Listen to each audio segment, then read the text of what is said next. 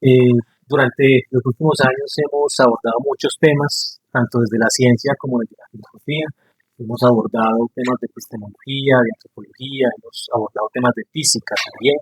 Este año quisimos abordar el aspecto humano, arrancando desde la ciencia de la evolución, porque nosotros somos una especie biológica y bio, como las otras que hay. Arrancamos con una charla sobre la ciencia de la evolución y luego una charla específicamente sobre la evolución en los seres humanos. Como estamos dando como un paso desde lo biológico hacia lo humano y hoy vamos a empezar a tocar temas más psicológicos y sociológicos con la idea de la felicidad, la idea de qué es eso, un concepto que los griegos trabajaron mucho y que nosotros mismos el año pasado en las actividades de conversaciones sobre ciencia ya empezamos a tocar, la idea de la felicidad en los griegos, que fue un concepto central. Vamos a continuar con eso el día de hoy, una visión filosófica y también con algunos elementos de la ciencia sobre lo que es la felicidad. El conferencista va a ser Pablo Alzate, que es miembro de la corriente progresista. Se va a tomar aproximadamente una hora para introducir el tema, es decir, en varios elementos, para que después, en la siguiente hora, podamos charlar y discutir sobre eso. La dinámica de ese espacio es conversación libre, no es simplemente preguntas a Pablo, no, es que ustedes puedan también, de acuerdo a los elementos que se dan en la charla y a su propia experiencia sobre el concepto de felicidad, que seguramente lo tienen, que puedan hacer aportes, si así lo consideran, también pueden hacer preguntas si quieren, pueden objetar, o sea, la idea es que sea una conversación libre, con algunas limitaciones en cuanto a tiempo para que podamos hablar muchos, pero ahorita vuelvo a repetir como la dinámica cuando ya Pablo termine. Entonces le doy el paso ya a Pablo para que comience con tu exposición. Gracias. Gracias.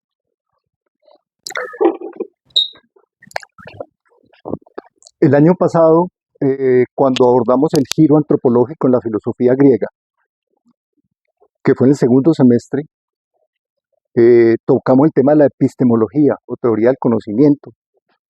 Tocamos el tema de antropología filosófica o la pregunta por el hombre, como lo hacían los antiguos griegos. En ese caso, hombre es ser humano.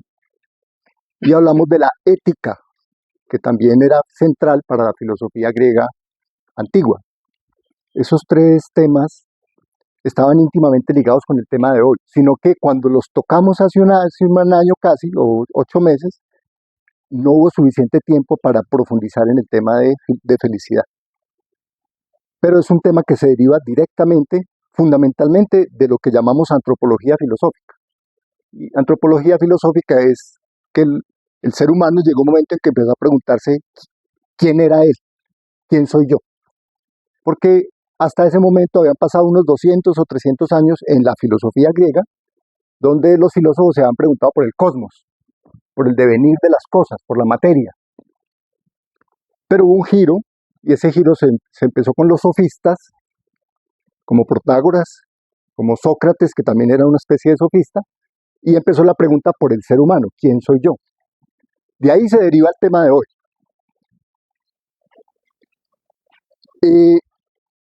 La razón fundamental es que tenemos que abordar de manera directa la naturaleza de lo humano. Si empezamos abordándolo directamente con decisión, con energía, con capacidad de pensamiento y con argumentos científicos, tal vez podamos empezar a reconocer lo que somos, no solo como especie. Nosotros aquí representamos a la especie humana, al género humano, sino también como individuos. Entonces, reflexionar sobre la naturaleza de lo humano es una pregunta que todos deberíamos hacernos en varios momentos de la vida.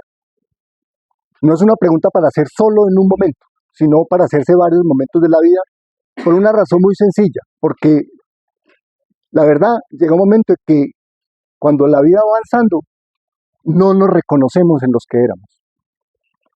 Algunos inclusive cambian o cambiamos tanto que parecemos personas distintas en periodos diferentes de la vida. Y por lo tanto, las motivaciones, los anhelos, los propósitos también pueden ir cambiando en el individuo. Eso también le pasa a la historia de la humanidad. La humanidad no tiene siempre los mismos propósitos, ni tiene siempre los mismos ideales, ni tiene siempre los mismos valores. Por lo tanto, digamos, el concepto de felicidad no puede ser el mismo en todas las épocas históricas. O sea, para decirlo con una frase famosa, no existe la tal esencia humana, una característica innata que permanece por todas las épocas. Lo que existe es una continua transformación de la naturaleza humana, a medida que la historia va cambiando. Eso es muy importante entenderlo, tanto personal, individualmente, como socialmente. ¿Por qué? En concreto, tampoco podemos responder muy bien quiénes somos si no entendemos muy bien en qué sociedad estamos. Y esto es un descubrimiento de la sociología. Aquí adelanto ya un planteamiento de la ciencia, y es que los seres humanos se forman en sociedad. Somos un reflejo de la sociedad en que vivimos. Nos creemos muy únicos, muy autónomos, muy independientes, pero cuando miramos la sociedad nos damos cuenta que somos un exacto reflejo de ella.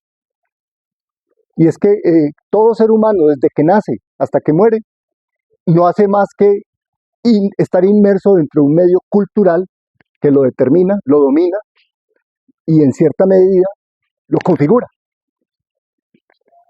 Si una persona no logra entrar en el orden simbólico de la cultura, no puede vivir en ella, no puede desenvolverse en ella. Ahí hay muchos problemas que ya empiezan con el tema de la patología y la enfermedad mental, precisamente porque la persona no es capaz de entrar en el orden simbólico.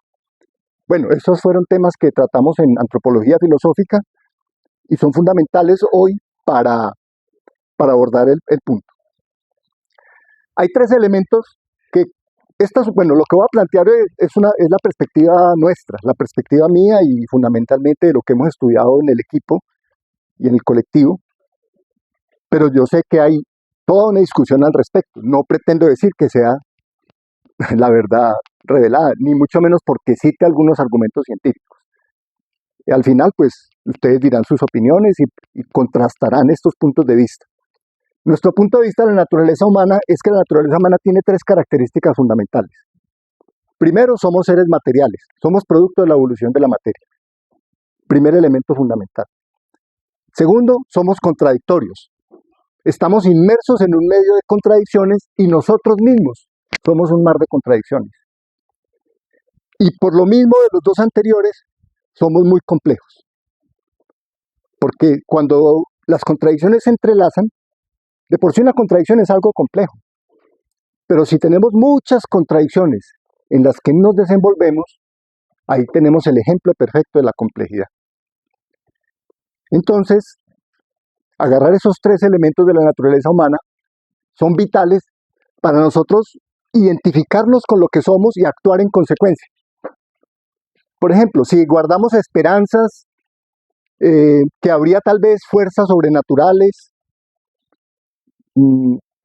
dioses, espíritus, efectos que no podemos prever en la materia sobre nosotros mismos, ahí ya se abre otra vertiente de la antropología. Pero para esta vertiente que estoy planteando, nosotros somos seres materiales. Como dice un genetista de la Universidad de Harvard, Richard Lewontin, me gusta mucho esta cita, es una cita muy radical, definiéndonos a nosotros, dice: existimos como seres materiales en un mundo material cuyos fenómenos son consecuencia de las relaciones materiales entre las entidades materiales. O sea, no hay espacio sino para la materia en el mundo nuestro. No hay espacio sino para la materia. Las ideas, la conciencia, el espíritu, el arte, la cultura, los sueños, el amor, son manifestaciones de una forma de organización de la materia.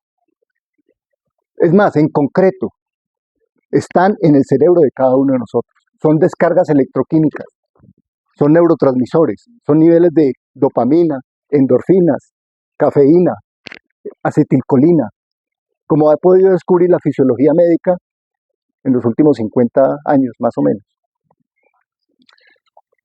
Bien. De esos tres elementos, somos seres materiales, contradictorios y complejos, se deriva una necesidad. Esta necesidad ya la había planteado Epicuro en su sistema filosófico. Epicuro, como la mayoría de las escuelas griegas, desarrolló su filosofía en tres campos: la física,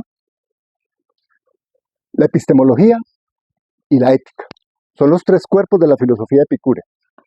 Pero Epicuro dice, si me interesa la física, es decir, somos átomos en el vacío que se unen y se desunen para formar todas las cosas. Si me interesa la epistemología, y es cómo sé que hay átomos, qué son las sensaciones, cómo se produce el conocimiento. Si me interesa la física y la epistemología, es porque están al servicio de mi ética. O sea, lo humano es central para Epicuro. ¿Por qué? Eso es importante, porque a veces despreciamos lo humano, es decir, y nos concentramos en el saber por el saber. Nos interesa saber qué son los átomos, qué es el electrón, qué es la física cuántica, a qué distancia está la galaxia Andrómeda, qué son los neutrinos. Venga, pero eso tiene una razón de ser. Conocer el mundo tiene una razón de ser. Entonces, para Epicuro, el conocimiento está al servicio de su ética. Y el objetivo de su ética es la búsqueda de la felicidad. Cuyo planteamiento central es el goce de vivir, porque se traduce mal el placer. O sea, hedoné es una palabra griega que no tiene traducción al español.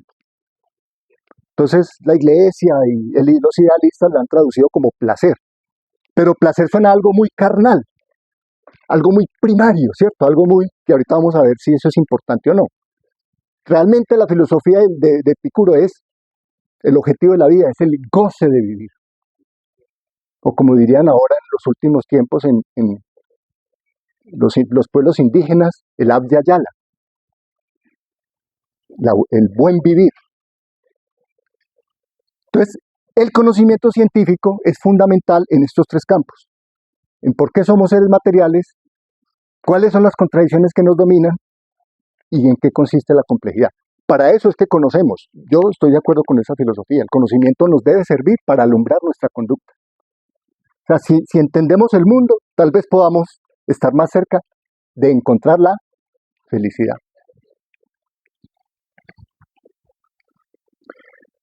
Miren ese entronque que somos. Somos seres físicos, biológicos, psicosociales. ¿A ustedes no les parece que de entrada eso ya plantea una gran complejidad? ¿Por qué existen los asientos? ¿Por qué existen los músculos? Si yo me paro, es porque estoy luchando contra la fuerza de la gravedad. Toda la musculatura nuestra y el sistema osteomuscular está hecho para lidiar con la gravedad. Es un fenómeno físico. Hace un poco leía un libro que decía que nos están atravesando como 100 billones de neutrinos por segundo. ¿Ustedes sabían eso? Los neutrinos pues, son una partícula subatómica de muy alta energía y en este momento a todos nosotros nos están atravesando más o menos 100 billones, o sea, miles de millones de neutrinos por segundo. En partículas de radiación de fondo son menos, son como 100.000 partículas que son obviamente más pesadas y tienen efectos sobre nuestra genética, sobre nuestro metabolismo. En este momento nos están atravesando más o menos unos 100 millones de partículas de las de radiación de fondo. Mire que somos seres físicos, estamos en un mundo físico, estamos en un sistema solar sometido a las leyes de la gravedad. Nosotros estamos gobernados por las leyes del electromagnetismo. Al mismo tiempo que somos físicos, somos seres biológicos, tenemos vida. Un fenómeno que apareció aquí en la Tierra, producto de la física, de la combinación de los átomos. Entonces, como seres biológicos, respiramos, bombeamos sangre, bombeamos 5 litros de sangre por minuto. Mira ahí la física y la biología juntas. También somos personas psíquicamente activas. Por ejemplo, ustedes están en Semana Muerta, deben estar con la preocupación de final de semestre.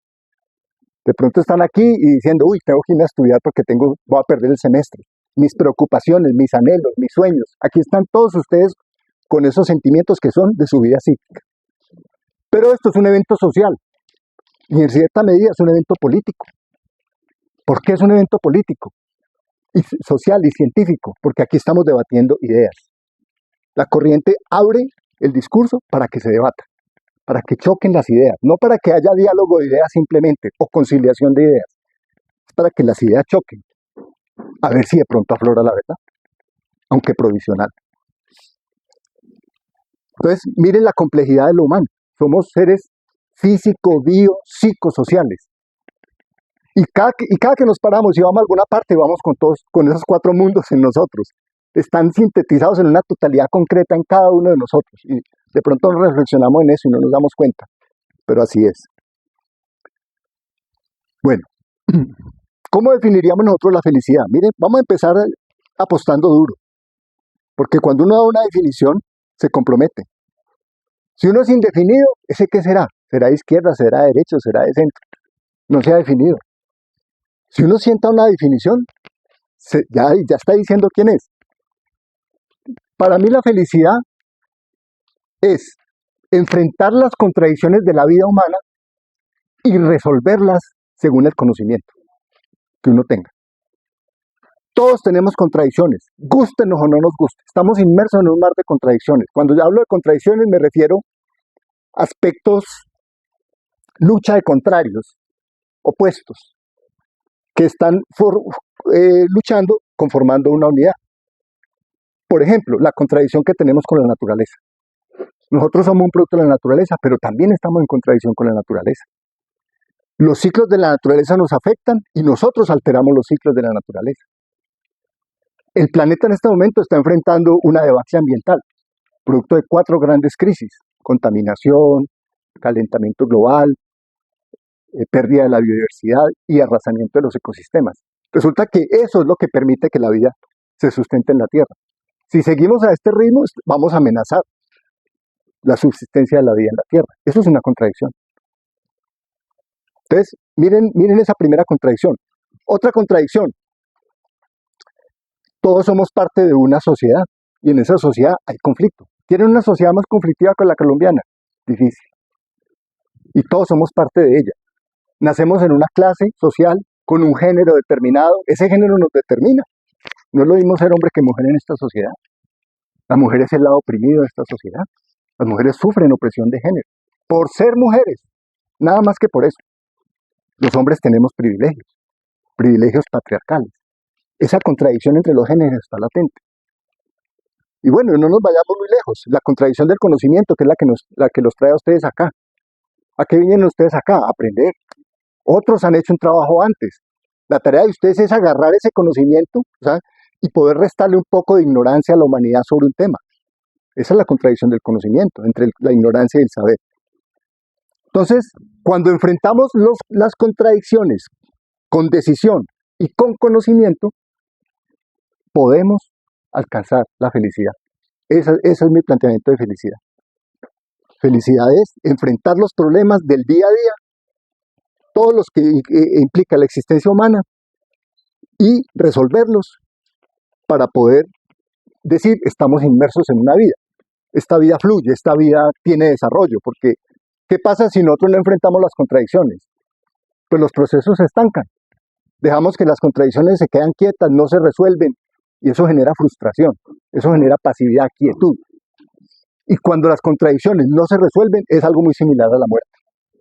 Podemos estar vivos, pero la muerte va a estar en nosotros porque nosotros realmente no estamos resolviendo nada. Obviamente, pues hay unas contradicciones que son las del orden biológico que hay que resolverlas sí o sí. O sea, si usted quiere morir, deje de respirar. Ustedes saben que la fisiología de la respiración implica 2 contrarios: inhalar y exhalar. Toda la fisiología médica se mueve en juego de contrarios, ¿no? Entonces, por ejemplo, la respiración. El acto de respirar es un acto de estar vivo, hay que luchar por respirar. Cuando llegó la pandemia y nos pusieron tapabocas y cuando algunos se enfermaron muy gravemente, nos dimos cuenta de lo importante que era respirar, porque no nos damos cuenta de lo importante que es respirar. Lo tenemos tan naturalizado y tan espontáneo que lo damos por sentado. Ojo, pero es una contradicción que estamos resolviendo 16 veces por minuto, en promedio, unas veces más, otras veces menos. Ahora, si la felicidad es resolver contradicciones y nos sentimos bien enfrentando la contradicción con conocimiento y resolviéndola, pues eso también, la felicidad misma también debe tener un contrario. Y es que no siempre hacemos las cosas bien, no siempre enfrentamos bien los problemas. Entonces, a la par de momentos de bienestar, de avance, de triunfo, también hay el otro elemento. Entonces, voy a citar aquí a un psicoanalista muy famoso que se llamaba Carlos Gustav Jung, fue secretario de Freud, donde él enfoca muy bien esa dialéctica entre felicidad y su opuesto. Dice así, comillas: Incluso una vida feliz comporta cierta oscuridad, y la palabra feliz perdería su sentido si no se viera compensada con cierta tristeza. Y es que la verdad no existe la vida completamente feliz. O sea, de una vez bajémonos de esa expectativa. Lo que existen son lucha por resolver contradicciones. La expectativa de la resolución da mucha felicidad. Ese es un descubrimiento de la psicología moderna. Eduardo Punset, en este libro que se llama El viaje a la felicidad, él hace una serie de resúmenes de todo lo que han estudiado desde el punto de vista de la neurología, de la psicología y la psiquiatría. Y la neurología descubrió una cosa: hay tanta felicidad en la sala de espera de la felicidad como entrando a la sala de la felicidad. O sea, en la expectativa de resolver y coronar un objetivo, también hay felicidad. Ese es un descubrimiento de la ciencia. Entonces mire que la felicidad está no solamente digamos, en terminar un proceso, sino también en la lucha por lograrlo. O sea, para decirlo de alguna manera, tanto el deseo como el placer son fuente de felicidad. Si yo deseo, eso ya me genera una expectativa, y si yo conquisto el placer asociado a ese deseo, eso también es felicidad. Pero entonces viene el otro elemento. No siempre pasa así, hay dificultades, no comprendemos bien los procesos, abordamos mal los problemas, y donde hay felicidad, hay tristeza. Así como donde hay amor, hay conflicto. No existe el amor completamente, no, el amor implica el conflicto. Entonces, siempre volvemos al ejemplo de que somos seres contradictorios. Si manejamos correctamente la contradicción, tal vez podamos orientar mejor los problemas.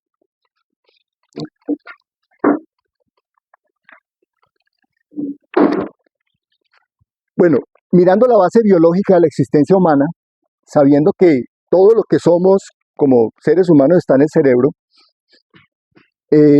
la fisiología descubrió que todos los vertebrados, y nosotros somos parte de los vertebrados, tienen lo que se llama un mecanismo neuronal conocido como sistema de recompensa. El sistema de recompensa son una serie de estructuras cerebrales que están principalmente en el cerebro medio, digámoslo así, el cerebro mamífero, sistema límbico. A ese nivel existen unas estructuras que, si se estimulan, la sensación de placer o de bienestar es tan intensa que no es posible pararla. Se han hecho muchos experimentos con ratones. Por ejemplo, se le permite a un ratón entrar a un cubículo donde hay una palanca, y esa palanca lleva unos electrodos que está estimulando una de esas zonas. Los ratones activan la palanca hasta desfallecer, hasta caer, perder las energías y perder toda conciencia en ese momento. Resulta que eso es una característica de todos los vertebrados, pero nosotros los mamíferos, que somos de la clase Mamalia, orden primate, género homínido, sí que tenemos ese elemento. Tenemos bien activado el sistema de recompensa. También existe un sistema opuesto, que es el sistema de rechazo o castigo. Hay áreas del cerebro que, si se estimulan, inmediatamente huimos, rechazamos. Entonces tenemos los dos elementos. Entonces, ¿qué sabemos? Sabemos que a nivel de esa estructura que queda en el rinencéfalo, en el sistema límbico, el cerebro mamífero, lo que hacemos es activar zonas del cerebro que descargan conexiones neuronales que son electroquímicas. Cuando decimos electroquímica, es que una neurona descarga eléctricamente y al final de la neurona se libera un neurotransmisor, que es un químico. Entonces, pues yo creo que todos hemos oído hablar mucho de la dopamina, y la dopamina es un neurotransmisor que es uno de los que está mediando ese proceso de la activación del sistema de recompensa. ¿Por qué los vertebrados tienen ese sistema? Porque ha sido clave para la supervivencia. Ha sido clave para la perpetuación de la especie. Está asociado a la nutrición, a la supervivencia y a la sexualidad. Entonces, la evolución premia con sensaciones placenteras las funciones que llevan a la afirmación de la especie y a su continuación. En ese sentido, nosotros somos herencia biológica. O sea, en eso no nos diferenciamos en nada. es parte de lo que sucede con la drogadicción, ¿no? La drogadicción es introducir un, un agente químico que activa neurotransmisores de los cuales después no podemos salir, como la rata del laboratorio. Por eso los adictos deben ser tratados como enfermos mentales, no como delincuentes, porque ellos no tienen control sobre ese proceso. Eh, ¿Cuáles son esas necesidades primarias básicas biológicas, aparte de las que ya dije? O sea, alimentarse, descanso, sueño, abrigo, relacionamiento y sexualidad. eh, deben ser vistas como absolutamente necesarias y, y, y base de la existencia. Lo digo porque nosotros tenemos una tradición filosófica religiosa que condena, estigmatiza la satisfacción de las necesidades vitales y las ha asociado como opuestas al espíritu. Digamos, hay una manifestación sublime del ser humano que sería sus creencias espirituales, pero hay unas manifestaciones materiales, digámoslo así, vulgares, burdas, que son las de comer, dormir, reproducirse, reír. Eso se ha asociado en la historia de la moral con el pecado.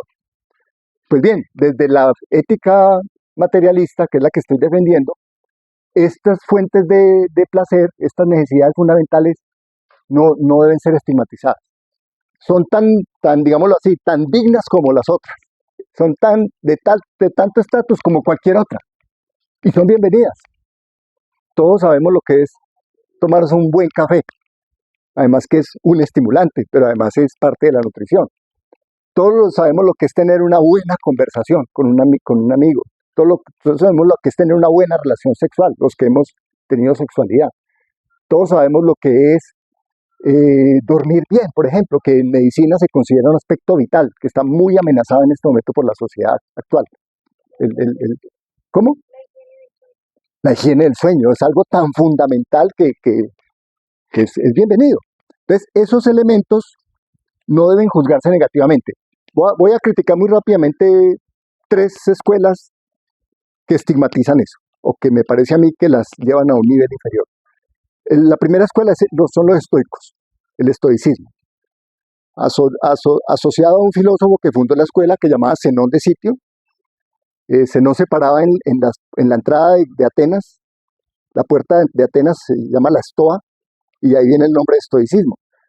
¿Qué plantean los estoicos? Plantean, para no sufrir, cuando tengan deseos, y si ven que sus deseos no se pueden cumplir, o si las cosas no están saliendo como ustedes quieran, cambien sus pensamientos. Es el pensamiento sobre una situación negativa lo que los hace sufrir, no la situación negativa. Ahí hay una desconexión entre la realidad y las ideas muy profunda, ¿no? Porque todos sabemos, por ejemplo, que si yo sufro un accidente de tránsito y me lesiono mi carne, mi cuerpo, esa agresión va a ser sentida como dolorosa. No depende solamente de que yo diga, con mi mente voy a decir que esto no tiene importancia y no me duele. Entonces, ahí hay una visión idealista que nosotros no compartimos. Por ese mismo camino van las llamadas filosofías orientales del desprecio por el deseo, el nirvana, la tranquilidad mental. Ustedes ven que Buda siempre está gordo y tranquilo, en una placidez total. ¿Por qué Buda no tiene deseos? O los controla de tal manera que no lo atormenta. Pero nosotros decimos que sacrificar los deseos es sacrificar la vida.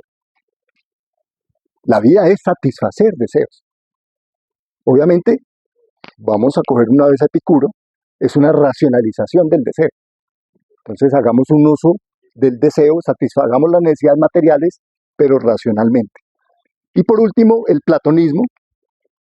Platón planteó una desligazón total entre ideas y materias, las contrapuso brutalmente, puso la idea en un punto muy alto, donde estaban todas las cosas perfectas, por eso para él la matemática y la trigonometría las asocia con las ideas, porque pues la matemática y la trigonometría se suponía que era perfecta, hasta que llegó Godard, ¿no?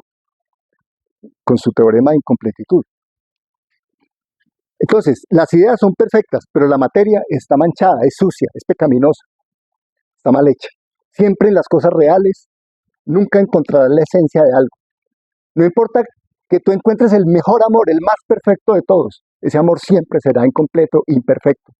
El verdadero amor, para Platón, es la contemplación de la idea de amor, de la idea de belleza. Entonces, esa disociación tan brutal la cogió la Iglesia Católica y la trajo al mundo material de esta manera. Estamos en el mundo, la moral cristiana acepta que el mundo debe ser, que estamos en el mundo y que de alguna manera las cosas pueden ser útiles, pero la idea de felicidad para el cristiano es el encuentro con Dios. Es en el momento de la muerte y el paso a la otra vida, cuando los seres humanos encontramos la felicidad. Lo que hacemos en la vida es una larga preparación para ese momento. Y de hecho, pues, si me he portado bien, de acuerdo a los cánones de la moral cristiana, y eso implica mucho sufrimiento, vamos a ser recompensados con la felicidad en el paraíso. Eso es como una especie de prolongación del platonismo, pero sin el ejercicio racional de Platón, poniendo pues, dioses, etc.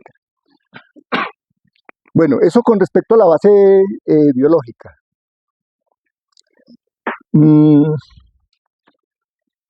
Resulta que los seres humanos, eso es como el hardware de la existencia.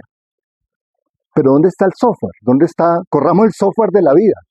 Nosotros no somos solamente cuerpo, músculo, carne, deseos. Resulta que en antropología filosófica dijimos que lo que nos diferencia de la escala animal es el elemento racional. Somos seres racionales, somos seres pensantes. Y eso nos cambió completamente. La racionalidad cambió, por ejemplo, la manera de sentir. Ya nosotros tenemos emociones como nuestro perro, como nuestro gato, ¿sí? Pero nuestras emociones son mediadas por la razón. Y en esa contradicción tratan de subirse a sentimientos. Y así todo lo que toque la razón lo cambia. Por ejemplo, la necesidad de comer. Sí, es una necesidad biológica elemental. Si no hay nada más, hay que comer con lo que haya. Pero nosotros no comemos así. Mientras podemos, simbolizamos el acto de comer y lo volvemos un evento cultural. Comer para nosotros es un evento social, cultural, diario. Hay que saberse sentar, hay que saber comer. Se utilizan una serie de objetos, hay unas ceremonias. Y todo eso lo hacemos, son como unos ritos. Es una simbolización de una necesidad primaria, fruto de la influencia racional. Aquí voy a criticar otra escuela de la antigua Grecia, que eran los cínicos, Diógenes, el perro, el que andaba por Atenas burlándose de todo. La anécdota cuenta que él andaba con un cuenco, con un calabacito para tomar agua. Y que iba así cuando vio a un niño agachándose en una quebrada y tomando el agua con el cuenco de la mano. Dijo, no necesito cuenco. Yo pensé que necesitaba cuenco. O sea, como quien dice, devolvámonos a lo más primario, a lo más elemental, porque lo que estamos haciendo es complicándonos la vida. A mi modo de ver, la escuela cínica, al hacer esa crítica, no entiende el carácter simbólico de la existencia humana, que surge con la capacidad racional. Nosotros somos seres simbólicos. La idea que tenemos de hogar, la idea que tenemos del sexo, del amor, de la profesión, todo está simbolizado. No sé si me entiende. ¿No? Nosotros no vemos las cosas como son realmente, sino el símbolo que nos han enseñado a ver en ellos. Eso, al aparecer el elemento racional, es cuando aparece la cultura en el sentido amplio. ¿Qué es la cultura? La cultura es todo lo que surgió con el fenómeno social, todos los ejercicios del pensamiento. Surge la mitología, de la mitología surge la filosofía y la religión, surge la ciencia, aparecen las ciudades, entonces aparece la política, aparece el ejercicio de la política, también aparece la ética, el derecho. Todas esas disciplinas que estoy mencionando son producto de la actividad racional del ser humano. Son simbólicas. Son otras tantas necesidades que se han creado y que tenemos que satisfacer todos los días. Son contradicciones que tenemos que enfrentar. Mire las que mencioné. Si las enfrentamos adecuadamente, tal vez podemos ser felices en ese ejercicio. Tenemos necesidad de justicia. A raíz del conflicto en Colombia, una vez vi una consigna que decía, El pueblo colombiano tiene más necesidad de justicia que de pan. El índice de impunidad en este país es tan alto, que aquí el nivel de injusticia es tremendo, superior al 90%. Tenemos necesidad de justicia. ¿Tenemos necesidad de conocimiento? Sí, tenemos necesidad de conocimiento. Desde que vemos un niño, desde que vemos que el niño empieza a gatear, desde que vemos que el niño coge un objeto, desde que vemos que se lo lleva a la boca o lo huele, nos damos cuenta que desde el mismo momento de nacer empezamos a ver cómo conocemos el mundo. Lo interesante es que ojalá ese proceso nunca parara. Por ejemplo, que ustedes no crean que terminan de estudiar cuando salen de la universidad, porque eso es lo que quiere el sistema. El sistema quiere que ustedes aprendan la disciplina para que los van a utilizar en el trabajo, saben eso y salgan a trabajar. No, venga, la necesidad de conocimiento es algo tan vital en el ser humano que nunca debe parar.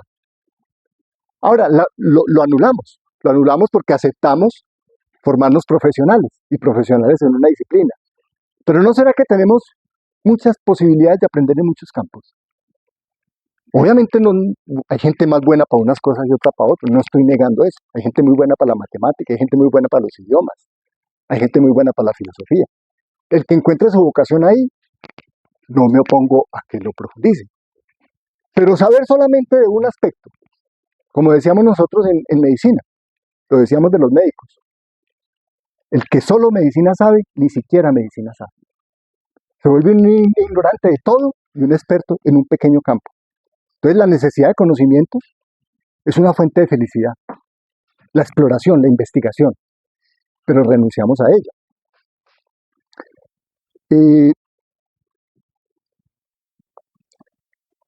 La política, otra necesidad humana. Estamos en sociedad. ¿Qué quiere decir que estamos en sociedad? Que las cosas dependen de las acciones colectivas.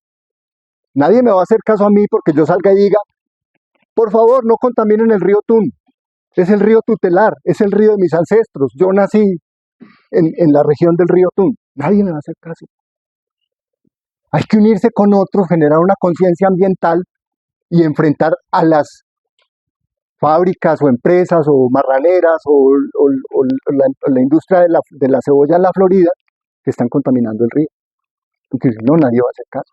La acción política es una acción colectiva y de toma de conciencia, de acción y conciencia colectiva.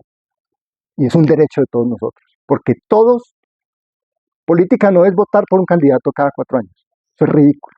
Esa es la canalización, eso es exactamente el mismo equivalente de meterse en una empresa a trabajar 40 años para uno jubilarse y olvidarse de todo. Exactamente lo mismo en política. Creer que yo salgo a votar cada 4 años por un payaso X o Y o Z, y eso no cambia absolutamente nada. Acción política es tomar conciencia de los problemas que nos afectan como comunidad y enfrentarlos con otros. O sea, resolver contradicciones. Mire que todas esas son las diferentes, el arte y la cultura, la música. ¿Cómo nos institucionalizan el arte? Todos tenemos de alguna manera, alguna u otra capacidad artística. ¿Por qué no las desarrollamos? Pues porque es más fácil comprar discos, o ahorita pues en la época mía, ahorita se suscriben al Spotify, vamos a conciertos para que otros nos den la música, compramos cuadros y nos gusta la pintura, consumimos arte como una rama de la producción y del mercado. ¿Pero por qué no hacemos arte? ¿Será que no tenemos posibilidad de ser artistas? Resulta que el ser humano nació pluripotencial. Cuando ustedes miran la historia de los orígenes humanos, las culturas primitivas, donde esa especialización no se había dado, todo eso está integrado. En el mito había elementos de ciencia. En las canastas para traer el maíz había arte. En la cerámica. La gente bailaba, consumía droga como parte de un ritual. El baile, la danza, todo estaba interrelacionado, la música. Entonces, ahora no lo separan y nos ponen a consumir, y eso forma parte de una división del trabajo muy, muy funcional al sistema, pero que nos empequeñece como seres humanos. O sea, aquí estoy mencionando algunas de las esferas que el filósofo Ernest Cassirer En antropología filosófica, un clásico de la filosofía menciona que son los elementos simbólicos del ser humano. Lo recapitulo: mito, ciencia, arte, política, moral. En fin, podría desarrollar más al respecto, pero creo que es suficiente. Eso, todos son parte del ejercicio del pensar en diferentes esferas y del crear. Es muy grave, para ir al centro del asunto, cuando en este momento, siendo nosotros seres racionales, renunciamos al ejercicio de pensar. Porque, ojo, quieren que renunciemos al ejercicio de pensar. O mejor dicho, no nos dejan pensar. Pero tenemos que atrevernos a pensar. Immanuel Kant, en un ensayo muy cortico que llama ¿Qué es la ilustración?, un filósofo alemán, Immanuel Kant, dijo: para entrar en la mayoría de edad, es decir, para dejar de ser niños que todavía nos tratan como si no tuviéramos razón, para entrar en la mayoría de edad, ten el valor de servirte de tu propio entendimiento. Es su primer mandato del racionalismo kantiano. Primer mandato: ten el valor de servirte de tu propio entendimiento. Y uno dice: ay, no, pero ¿usted por qué está diciendo eso? Todos pensamos. No, pensar no es simplemente tener ahí ideas en la cabeza. Usted ya le preguntó si las ideas que usted tiene en la cabeza las pasó por su propio pensamiento. Porque resulta que pensar requiere valor, requiere la capacidad de enfrentar la realidad con los recursos propios que uno tiene. Es más fácil que alguien venga y nos diga la respuesta. Digamos, esta universidad, yo estudié en esta universidad y me gradué acá. Esta universidad es una universidad que es básicamente una estructura de transferencia de conocimientos ya dados. Aquí básicamente venimos a aprender conocimientos hechos por otros en otras partes, donde sí se hace investigación y sí se hace ciencia. ¿Por qué nosotros no hacemos investigación y ciencia? ¿Por qué aceptamos lo que nos dicen los libros como si fueran verdades de fe? Obviamente hay que reconocer que ahí hay un conocimiento serio y profundo, no lo estoy cuestionando. Lo que estoy diciendo es que no nos enseñan a ir más allá de los conocimientos establecidos. Esa es una forma de no pensar. Una forma de no pensar es no desafiar al profesor. Es pensar que todo lo que el profesor dice es verdad. Todo lo que dice un libro es verdad. Y eso no es fuente de felicidad. Fuente de felicidad es cuando uno piensa, cuestiona y dice: descubrí algo. Entonces, quieren que no pensemos también en todas las otras esferas. Entonces, nos van llevando lentamente a una sociedad de consumo, a una producción de masas, en donde cuando menos pensamos tenemos uniformado el pensamiento. Oiga, pensamos tan parecido, vestimos tan parecido, comemos tan parecido, vivimos en cubículos tan parecidos, que yo le decía a alguien en estos días: a la ideología comunista marxista se le atacó toda la vida que porque proponía una sociedad gris, homogénea, donde todos los seres humanos vestían y pensaban lo mismo. Y yo decía: qué parecido a esta sociedad. Esta sociedad es muy parecida a esa caricatura que se vende de la supuesta sociedad comunista. Entonces, ojo, porque cuando menos pensamos nos dejamos meter por un camino, y por ese camino somos muy funcionales al sistema.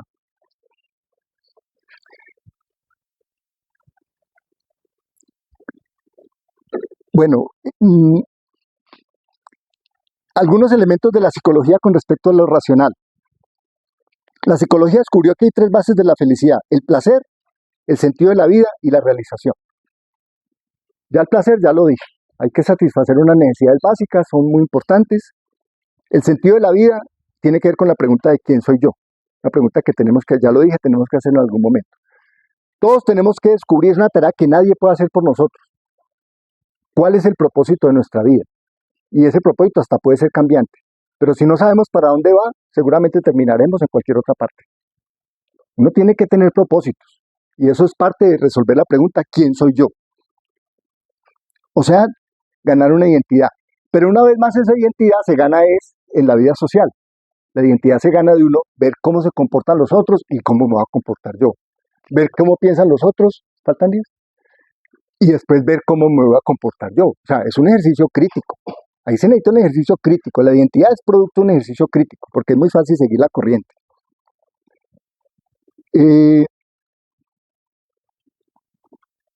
Hay todo un estudio psicológico de las emociones y obviamente como la felicidad es una emoción, eso es, uno siente un bienestar. Miremos algunos puntos que ha descubierto la ciencia de la emocionalidad. Tal vez nos ayudan a moderar nuestras expectativas de lo que es ser feliz. Uno, resulta que las emociones tienen un punto medio o estándar sobre el que oscilan los sentimientos contrarios. Me explico. Si de pronto estamos acá y algo nos produce mucha felicidad, la psicología humana dice, venga para acá. Esa felicidad rapidito al punto medio. Eso no nos dura mucho. Y lo mismo con la tristeza, el dolor. Si nos bajamos mucho, otra vez, eso lo llamamos la hemostasia emocional. Homeostasia en medicina quiere decir algo que entra rápidamente a reparar, a equilibrar, a cicatrizar. La homeostasia, por ejemplo, es cuando se rompe una arteria, entonces el sistema de la coagulación corre rápidamente a tratar de corregir ese defecto. Pues bien, tenemos una hemostasia emocional, sepamos eso. Necesariamente esas emociones de placer, de felicidad o de dolor van a ser efímeras. Sepámoslo. Las emociones tienden todas a un punto medio y en ese punto medio las cosas pasan a ser como estables y tranquilas y a veces ni las notamos. Es la felicidad del reposo, digámoslo así, en cierta medida. Tenemos lo básico, queríamos algo, por ejemplo, tenemos un deseo grande, digamos ese celular que está filmando ahí, a la gente le gusta mucho y queremos un gran celular y hacemos de todo para conseguir el celular. Cuando el celular nos llega, estábamos acá, subimos, pero eso no nos va a durar mucho. Cuando menos pensamos, a los 10 días, a los 8 días, el celular ni le ponemos cuidado. Forma parte de una hemostasia tranquila y así con todas las demás cosas. Eso hay que saberlo para uno comprenderlo conscientemente. Otro punto, aquí casi que estoy diciendo una verdad elemental, está en las canciones de salsa. Razón y emoción son una unidad de contrarios. Eso es fácil de ver. Es fácil de ver que uno tiene una emoción y tal. Pero, digamos, una fórmula interesante para uno actuar más sabiamente sería este aforismo. Hay que racionalizar las emociones y hay que emocionar las razones. ¿Qué quiere decir racionalizar una emoción? Si nos enamoramos mucho, empecemos a pensar, ¿sí será que sí? Por ahí sí es por donde va la cosa, ¿sí me conviene enamorarme? ¿Cuáles son las consecuencias? Eso lo hacemos medio espontáneamente, pero a veces nos dejamos manejar por la emoción y no le aplicamos suficiente razón a la emoción. De hecho, por eso es que dicen que el amor es ciego, un famoso refrán. Y mudo. ¿Y qué quiere decir emocionar las razones? Quiero hacer un proyecto, quiero sacar adelante algo, pero tengo que hacerlo con pasión, que se vea la emoción, que se vea el deseo, que se vea la gana. ¿Para qué proyectos que no tienen emoción? Eso también lo dice Punset en el libro.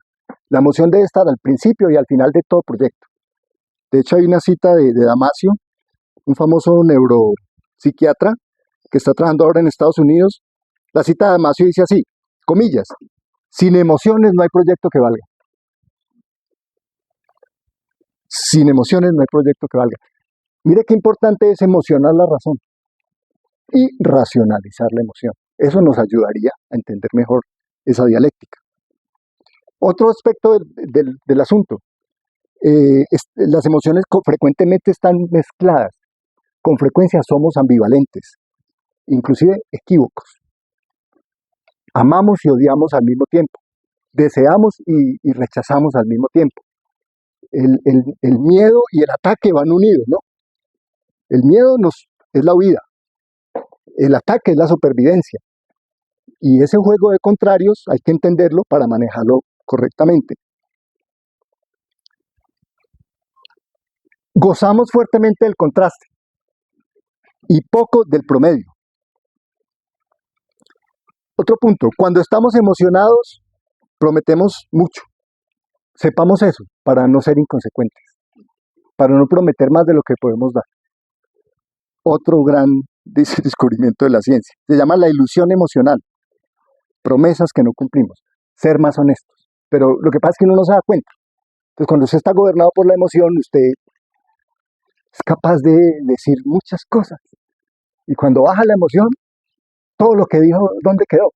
Seamos muy conscientes de eso, porque es que le podemos hacer daño al otro, ¿sí ve? Mire, eso es parte de darle felicidad al otro también.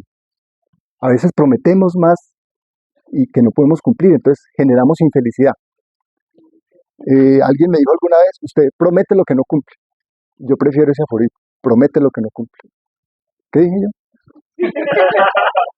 Cumple lo que no promete. Usted cumple lo que no promete. Me equivoqué. Cumple lo que no promete. Cuando estamos en grupo, la emoción se siente distinto que cuando es una experiencia individual. De hecho, operan en posiciones opuestas. La emoción grupal amenaza la supervivencia. La emoción individual favorece la supervivencia. En grupo hacemos muchas cosas que no haríamos nunca solos. Y eso tenemos que saberlo. También somos muy malos predictores emocionales. Cargamos muchas expectativas a lo que va a pasar. Y generalmente son mucho menos de lo que pensábamos. Estoy diciendo cosas que están a lo largo de muchas entrevistas a diferentes expertos en Francia, donde se hace investigación. Por ahí menciona a Ginás, al profesor Ginás, pero solo lo menciona, no dice qué investigación ha hecho.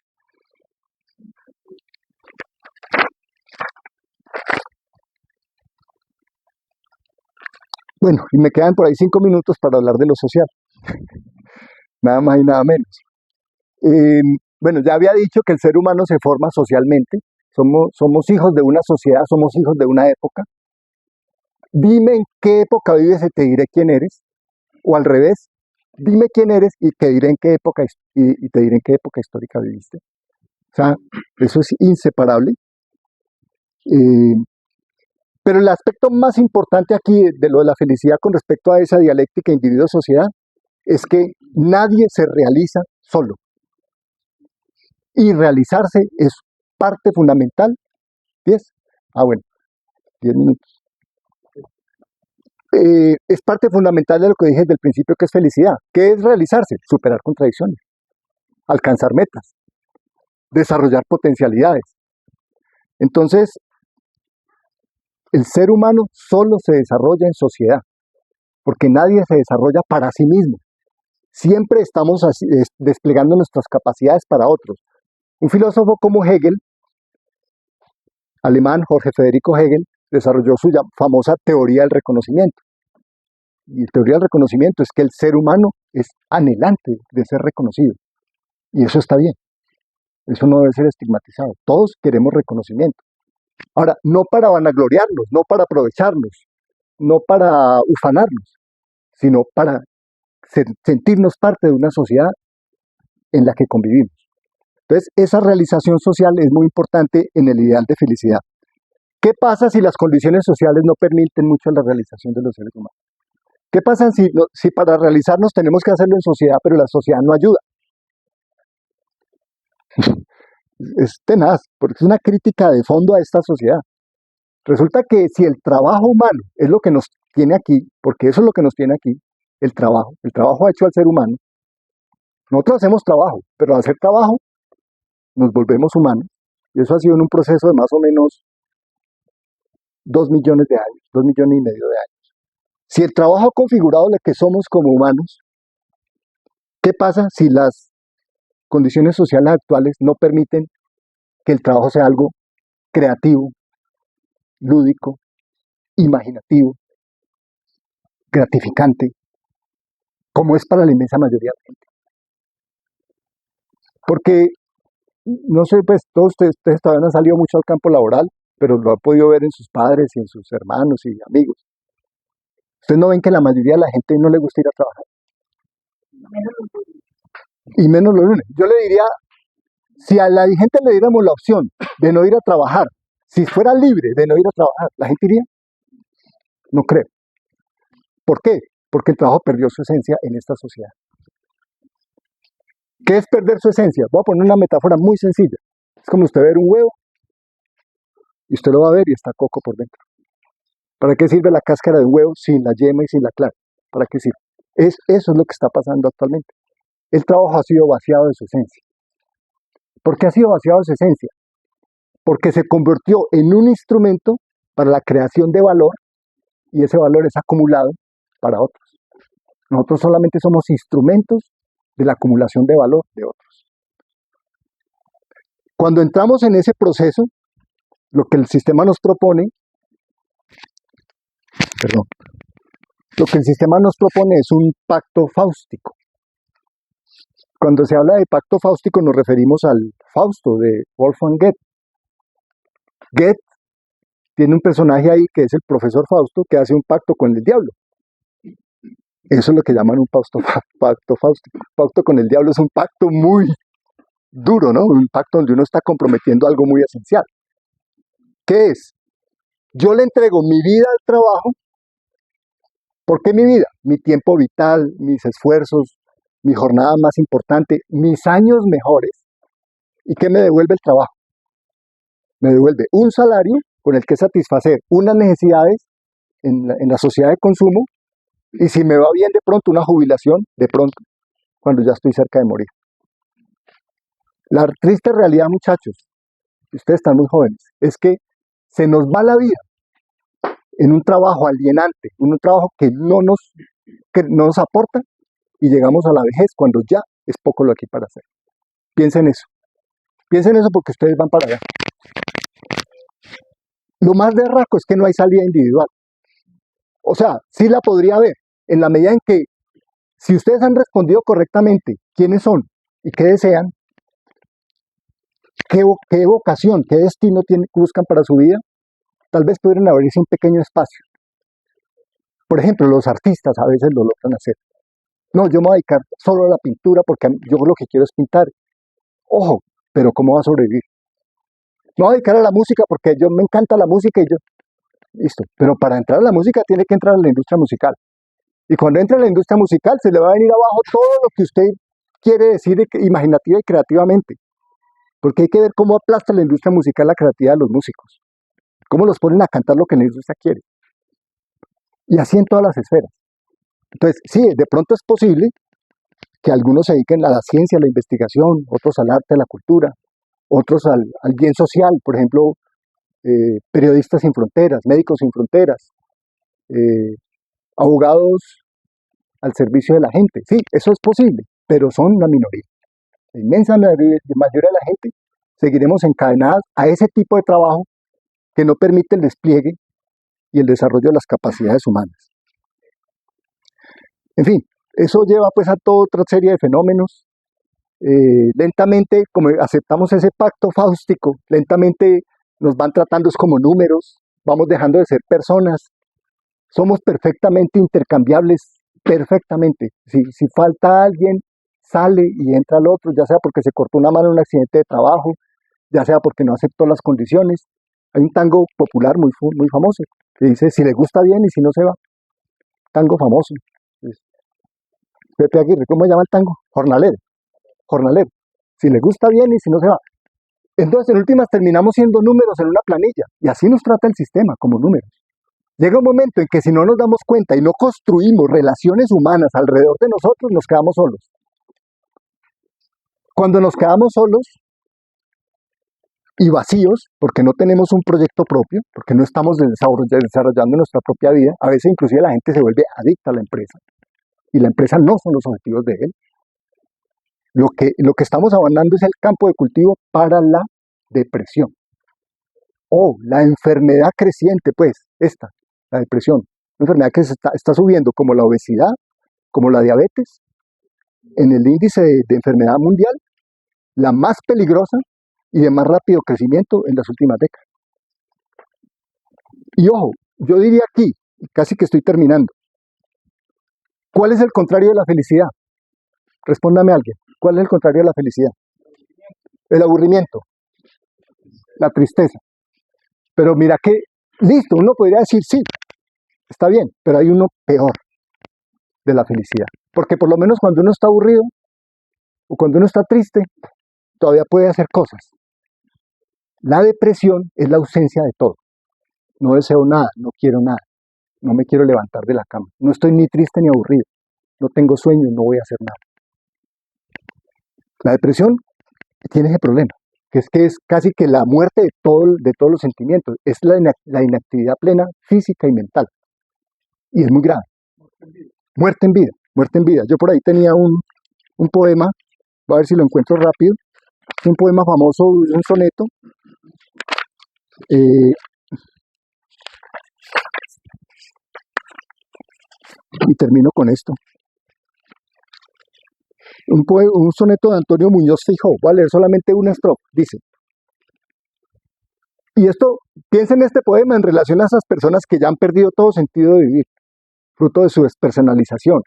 No tienen un círculo familiar protector, no cuidan sus amistades.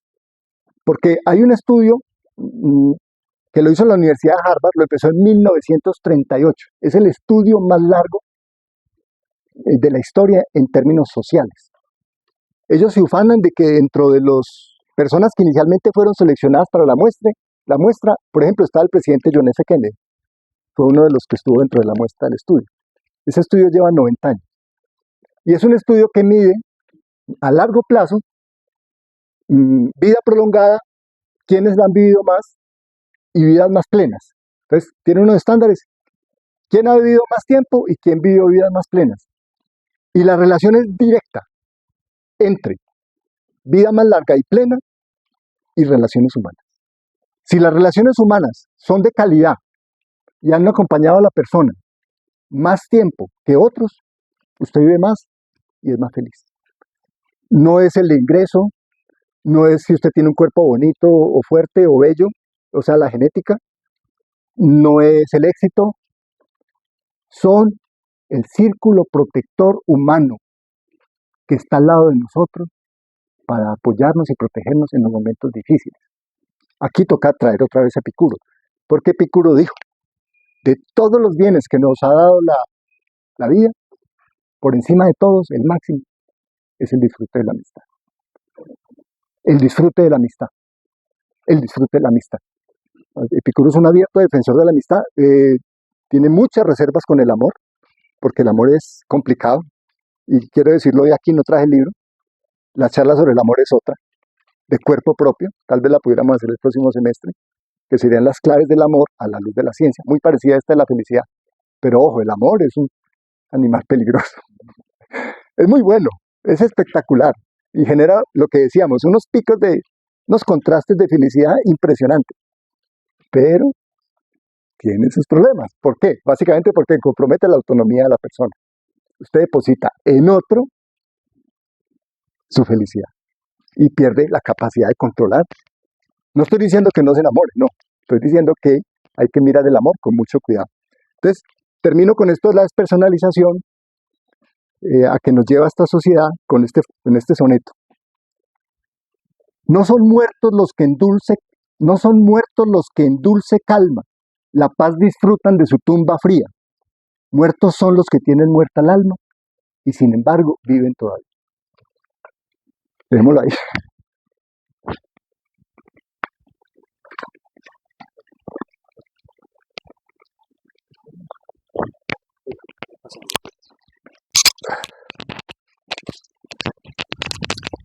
Muchas gracias por el tema que presentó Pablo. Como mencioné al principio de la actividad, la mitad está dedicada a un conversatorio, a una tertulia.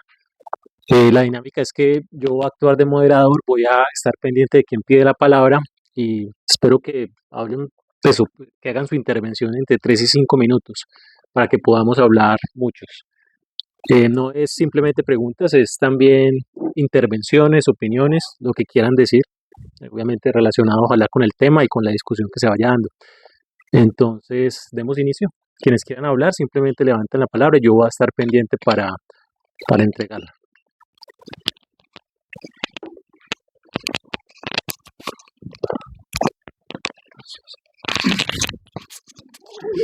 Bueno, yo he notado que se quiere reducir un poquito, tal vez es mi impresión, tal vez me equivoque, el ser humano a la parte meramente material. Y sí, hay procesos que regulan nuestras emociones, nuestra sensación, inclusive el conocimiento, que son procesos bioquímicos en el cerebro, ¿sí? Con todos estos neurotransmisores. Pero la física moderna, la física teórica actualmente está revolviendo muchas cuestiones, lo que es la teoría cuántica, la verdadera naturaleza de la materia, de la energía, que el tiempo de pronto se pueda mirar hacia atrás, inclusive pueda uno viajar hacia atrás en el tiempo.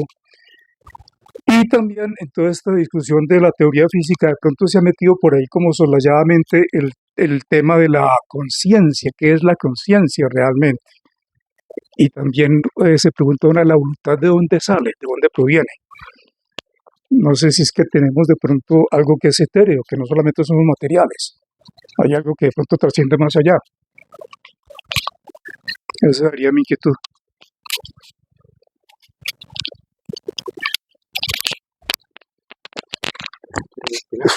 Sí, es una hipótesis que se ha venido buscando confirmar desde hace mucho tiempo. No se ha podido comprobar. Sigue como una hipótesis. Tal vez haya algo etéreo. Etéreo quiere decir inmaterial. Pero hasta ahora lo que la ciencia ha encontrado es que hasta lo más sublime que ha creado el ser humano, una sinfonía, la novena sinfonía de Beethoven, el beso de Gustav Klimt, la gran pintura de Klimt,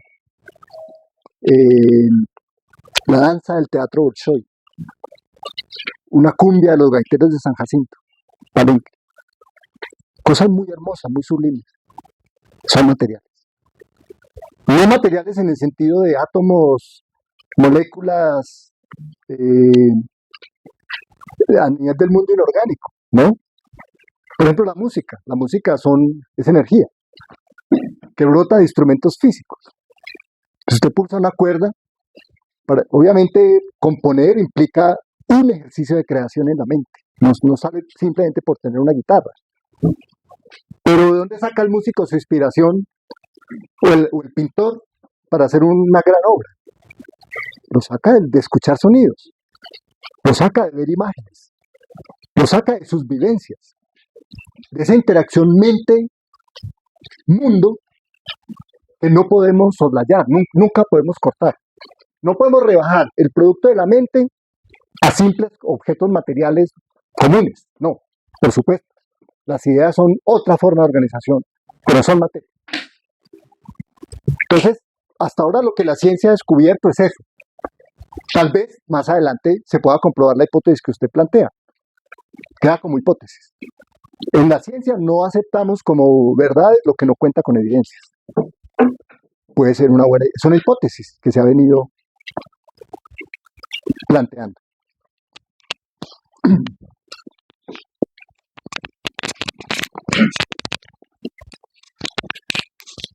Bueno, muchas gracias, Pablo. Me parece muy interesante el marco material y dialéctico que se plantea al inicio, porque de alguna manera nos pone casi que en contexto con el resto de las cosas y el funcionamiento del mundo.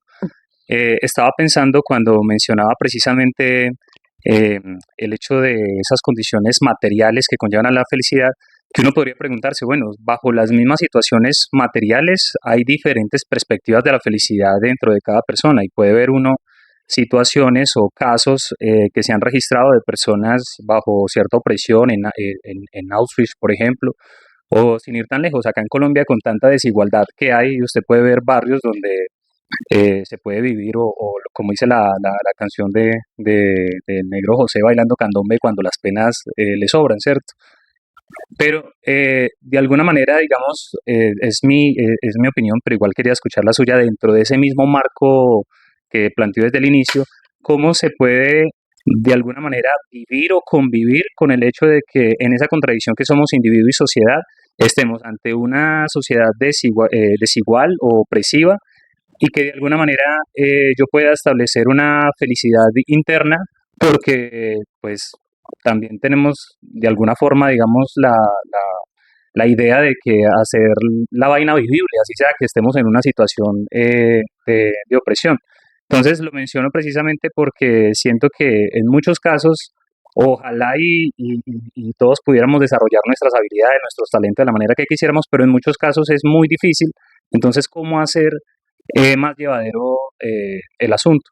Y ahí es donde probablemente se cuelen y empiecen a aparecer cosas como el estoicismo, donde yo empiezo a ganar resistencia, resiliencia ante las adversidades y decir, bueno, estamos ante una situación difícil, pero voy a ganar un poco de resistencia para hacer más llevadera el asunto. O situaciones como por ejemplo lo oriental, que ayudan de alguna manera a ver felicidad dentro de lo poco que tengamos, sin que eso signifique acostumbrarnos y no hacer resistencia a las cosas. Lo que pasa es que es más a largo plazo porque uno de forma individual de pronto es más difícil, pero vivir en esa contradicción entre voy a apoyar colectivamente un cambio, pero a la par tratar de que internamente pueda mantener, digamos, como un estilo de vida manejable, ¿no? Sí, es precisamente parte de la complejidad del asunto, porque la felicidad no depende de un solo factor ni es un solo tipo de felicidad. Cuando la ONU quiso medir el desarrollo de los países en índices de crecimiento, fue construyendo una serie de metodologías. Las primeras medían básicamente el ingreso, o sea, su nivel de compra y de gasto. Eso es supremamente estrecho. Obviamente, pues el ingreso en esta sociedad es importante, ¿cierto? Si usted traspasa cierto nivel crítico de ingreso, ya no es pobre, sino mísero, ¿sí? Entonces, usted dentro de la pobreza, usted todavía puede vivir, puede comer, puede satisfacer sus necesidades, pero si lo baja de cierto nivel, pero en general la pobreza es solamente un indicador. Después vinieron con un indicador que se llamaba el Índice de Desarrollo Humano, IDH. No sé si han oído mencionar los informes de desarrollo humano. Y integraron otros dos elementos. Esperanza de vida, que está asociada a la salud, y el nivel de educación. Entonces, ingresos, esperanza de vida y nivel de educación. Cuando a un país o a cualquiera de nosotros, digamos yo a usted le puedo medir eso, le puedo medir su índice de desarrollo humano. ¿Qué nivel de escolaridad tiene? ¿Qué nivel de salud tiene? ¿Y qué nivel de ingreso tiene? Y eso me da un índice. Y eso lo hacen a los países y a las regiones. Bueno, eso mejoró un poquito el indicador, porque miraba más variables, ¿cierto? Ya no es solamente si soy pobre o soy rico, sino si tengo buena salud y si tengo buena educación. En fin, en lo que van es en lo que se llama el Informe Mundial de Felicidad. Es un informe que presenta Naciones Unidas de los países del mundo y no voy a decir que es completo, pero por lo menos mide más variables. Le voy a decir qué variables mide. Mide ingresos, esperanza de vida, no mide educación, mire, ingresos, esperanza de vida. Y mire los que dice, apoyo social. ¿Usted tiene apoyo social o no? Tercero. ¿Tiene libertades? Ojo, el tema de libertades es fundamental.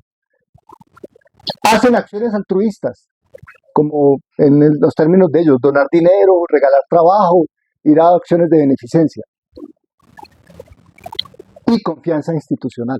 Las instituciones de la sociedad donde usted está, ¿usted confía en ellas o no? Cuando miden esos criterios, sacan un índice de felicidad y permiten decir, por ejemplo, que Finlandia es el país número 1 en el estándar mundial de felicidad. Y aparece que en Finlandia, según ese, no estoy validando eso, simplemente estoy diciendo, mire cómo tienen en cuenta más variables. Usted me hizo acordar y yo había traído este cuadro. Lo traje porque en cierta medida a mí me transmite una buena idea de lo que es la felicidad. ¿Cómo? Una rumbota. No, pero no solo una rumbota. Es que rumbas puede haber ahorita en una bar en el centro. Claro. Primero, están muy felices. Segundo, la música es el ente organizador, ¿cierto? O sea, están alrededor del arte. La música la están haciendo ellos. No están poniendo pues un equipo de sonido ni nada de eso. Vemos que es como una población negra. Resulta que esto es una pintura colombiana del siglo XIX de cómo vivían los negros en el Pacífico. Y la forma de vivir de los negros en el Pacífico, cuando se volaban de las minas y formaban sus propios palenques, donde ellos tenían el control político y militar y reproducían sus antiguas sociedades africanas. Entonces, me acordé por eso, porque mire, esto transmite una imagen para mí de libertad, transmite una imagen también como de hermandad. Resulta que en esas sociedades, hasta hace muy poquito, todos los negros del Chocó eran primos y los mayores eran tíos. ¿Y por qué? Porque eran familias muy extendidas, en donde ellos no se diferenciaban. Yo una vez hablando con un líder en Quibdó, y me dijo, si uno se pone a buscar en un chocuano, si devuelve 3 generaciones, casi todos son familia. No sino volverse 3, 4 generaciones. son familias extendidas, viviendo comunitariamente, donde ellos son los amos de su sociedad, están gozando de su cultura y de sus bailes. De pronto también hay dicha ahí, no sé. Entonces, mire que el problema de la felicidad, y son pobres, seguramente usted les mide el nivel de ingreso, cero, pero se alimentan de sus ríos, cazan en sus bosques, pues esto ya se acabó, esto ya no existe. El Chocó pues ha sido muy devastado. Pero me parece que una sociedad, aunque pobre y atrasada tecnológicamente, era mucho más feliz que nosotros, que es que no somos ricos y avanzados tecnológicamente. Sí, la felicidad no es una cosa tan lineal como pensábamos.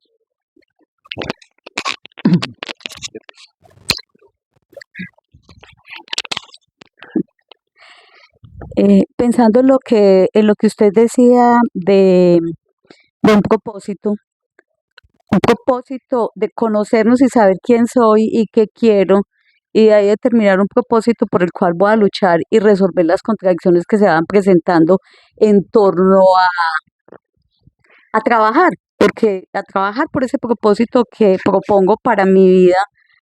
Y yo pensaba que los propósitos de mucha gente son prestados. O sea, qué tan auténticos son los propósitos que cada uno tiene. Y pensaba, reflexionaba por un hecho que sucedió, que todos debemos haber visto pues que sucede todo el tiempo, pero el último y el ultimito, que fue el de la Yulixa, esta señora que se fue a hacer una cirugía estética. Entonces pensé en cómo es de triste que esta sociedad, no solo la sociedad patriarcal, sino la sociedad capitalista, que nos presta los propósitos y las ilusiones de felicidad, de lograr algo, y sobre todo, digamos, a las mujeres, la ilusión de la belleza y de alcanzar ese ideal estético. Eso es muy, muy triste, a mí me parece muy devastador, porque perseguir ese ideal, pues es costarle la vida, y entonces no vamos a echarle la culpa a Yulixa porque ella tenía ese propósito de hacerse un mejor cuerpo porque estaba un poquito gorda o lo que fuera. O sea, realmente cómo funciona el sistema de salud, cómo funciona eso, pero ¿qué hay detrás? Eso es un ideal prestado. Seguramente a ella le iba a generar mucha felicidad mirarse a un espejo y verse mucho mejor, pero realmente son los ideales que podemos perseguir y cuánto nos han metido a las mujeres, cuánto nos han prestado de eso. Entonces, esta tarde estaba leyendo un libro de una escritora mexicana, donde ella se preguntaba, soy feminista, y empezaba a hacer una reflexión sobre la moda y cómo la moda es una imposición. Los zapatos, y hablaba de los zapatos de puntilla y los tacones altos, cómo terminan siendo una imposición, pero son dolorosos, se cansa y todo. ¿Por qué no puede ser, digamos, las cosas como la moda, una cosa práctica, donde yo me sienta cómoda, me vista con un color que me parece bonito, un zapato con el que pueda caminar o me pongo una ropa adecuada para el calor o para el frío o para estar un rato sentada? Entonces, así son múltiples propósitos. Y las redes sociales, el internet, todas esas cosas están prestando propósitos de vida a la gente que realmente no son. Y detrás de eso nos vamos, pero pues son propósitos vacíos. Y eso lo digo con otra cosa que usted dijo, y es que somos seres sociales. Y pues lo que estaba diciendo Andrés. Entonces, la búsqueda de felicidad, de momentos de felicidad o de vida que tenga momentos de felicidad a nivel individual, termina generando profunda soledad al final. Cuando la gente concentra la búsqueda de eso y de resolver problemas en función solo de sí mismo, y no mirando que somos seres que estamos en sociedad.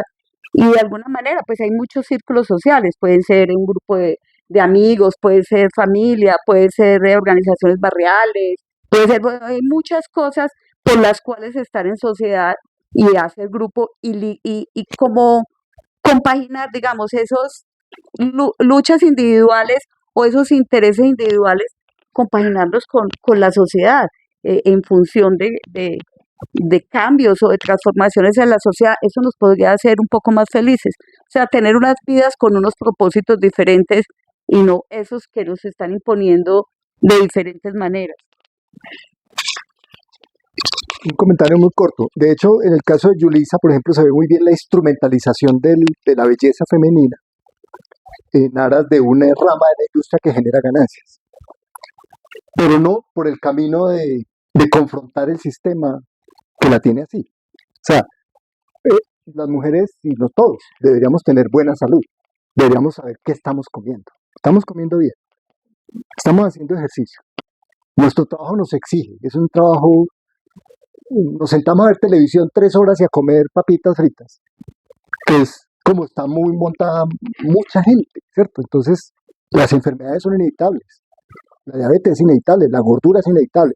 Entonces, si usted se engordó, no se cuestione su modo de vida, vaya, hágase una cirugía estética. O sea, mire cómo es de perverso el sistema, cuando hay otra manera de hacerlo. Obviamente yo sé que a la gente le queda muy difícil, porque están encerrados en las ciudades. Esas grandes, para mí una megaciudad es un esperpento, es como un tumor cancerígeno de la especie humana. O sea, las ciudades deben diluirse en pequeñas aldeas, cerca al campo, donde haya un mayor contacto con la naturaleza, volvamos a recuperar la unidad perdida que tenemos con la naturaleza.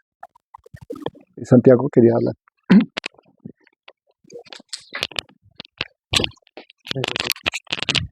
Una pregunta para Pablo. ¿Cuáles deberían ser como los límites o sí, los límites para dentro del materialismo dialéctico, si es que hay límites eh, morales y éticos, basado pues en el hiperconsumismo, en algo tan volátil? Lo digo puntualmente de temas como por ejemplo la piratería. La piratería hoy en día ha habido, pues se ha incrementado horriblemente. Sabiendo que, pues sí, chévere decir que uno puede ser creativo y todo, pero pues a la final tiene que entrar dentro de esa burbuja que de cierta forma uno va a ir en contra. Entonces, ¿cuáles serían como esos límites pues, como para uno poder alcanzar esa felicidad? O bueno, no teniendo en cuenta, claro, que la felicidad es algo que no es lineal, que no es estable, sino más bien como como un estándar, ¿cierto? Como para uno no estar como dentro de ese ciclo contaminado y tan reduccionista. ¿Qué es la piratería en este caso? La Explícame. piratería, pues digamos, por ejemplo, lo que es Spotify y todas esas aplicaciones o aplicaciones de pago, entonces la gente recurre a otros métodos. Ah, ya. O, o también, digamos, tanto para la creatividad, software, digamos, de música. Em, Sí, más que todo como va orientado a eso. Pues nosotros en una época trabajamos el tema del software libre con, con el compañero que está aquí presente moderando, y nosotros cuestionamos mucho el concepto de piratería, porque eso lo ha vendido la gran industria precisamente para conservar los derechos de propiedad y poner a la gente a pagar tarifas muy altas por cosas que ha hecho el ingenio humano y que deberían ser de uso público.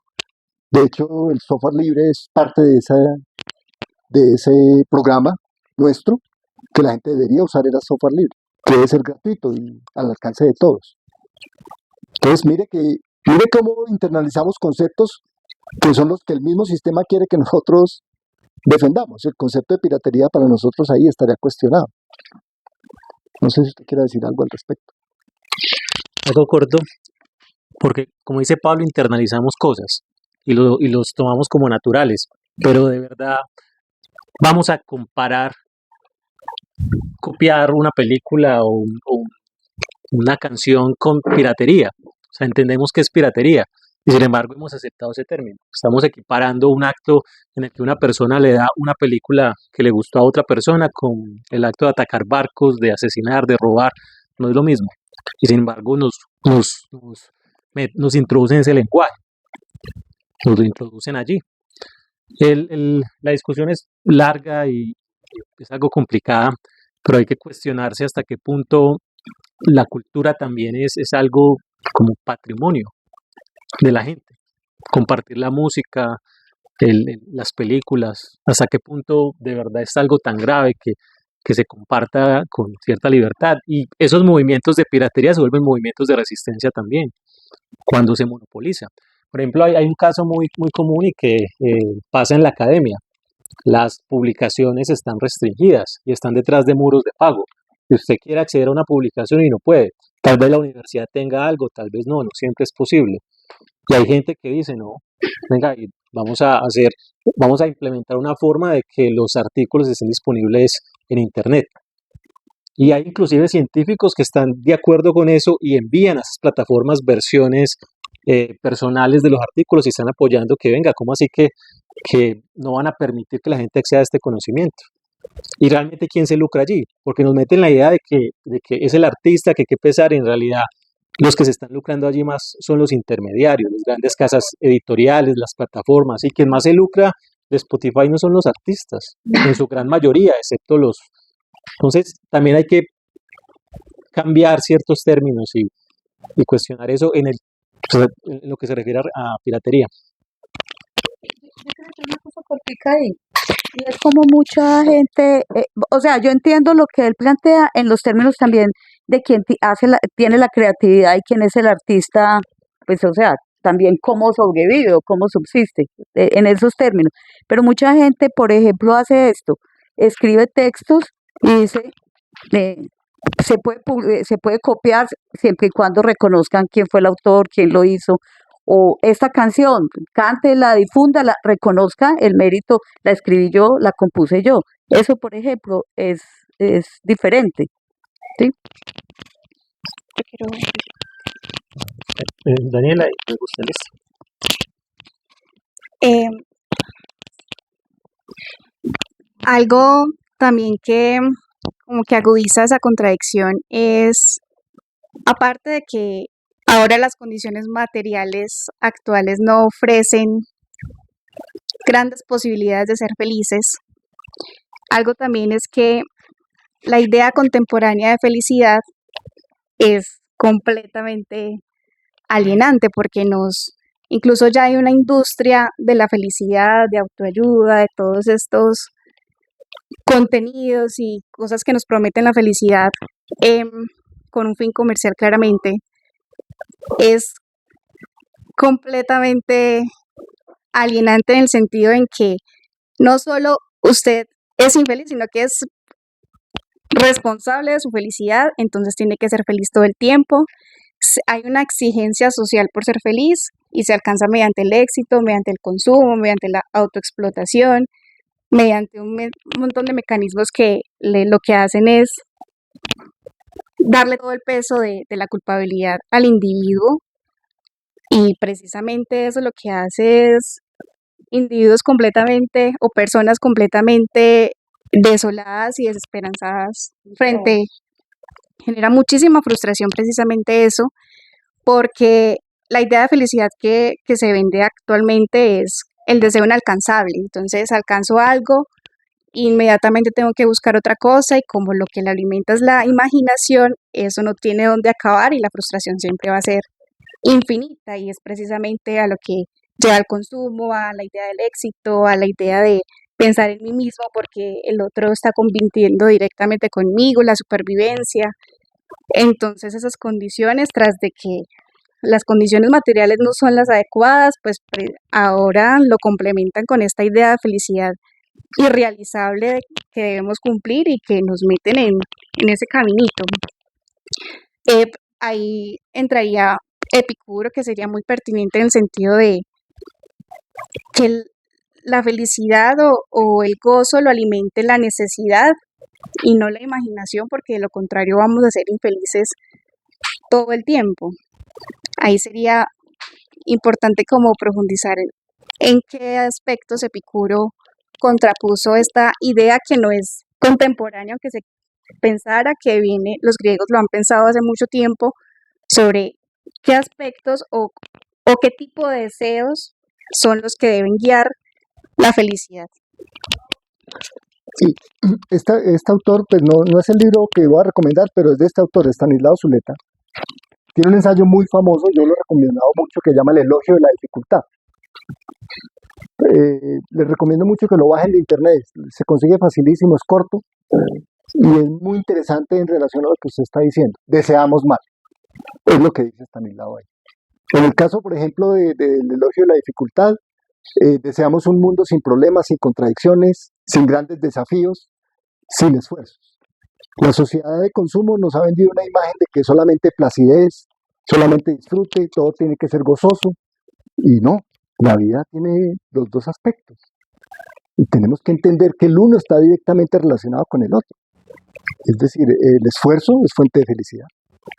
Así en el momento del esfuerzo haya que sufrir un poco. Cualquiera que haya hecho ejercicio lo sabe. Un buen ejercicio bien hecho implica esfuerzo y cierto sufrimiento. Pero ¿cómo se siente uno al final del ejercicio? Y sobre todo, ¿cómo queda el cuerpo a largo plazo cuando uno hace ejercicio? Epicuro lo que plantea de su ideal de felicidad es, él dice, voy a decirlo en mis palabras, no en las de él, porque no me las sé de memoria. Bien, ser feliz es fácil, porque los elementos para ser feliz están al alcance de la mano de todos. La gente cree que para ser feliz tiene que ganar mucho dinero, pero se mete en un problema, porque entra en esa vorágine del deseo que nunca se acaba, y el que empieza a tener propiedades y dinero tiene que empezar a cuidarlas, en una sociedad de caníbales. Entonces, claro, cuando la gente empieza a tener dinero, empieza a sufrir es por otras cosas, y la felicidad se vuelve una ilusión.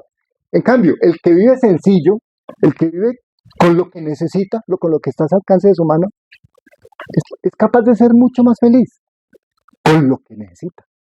¿Qué necesitamos?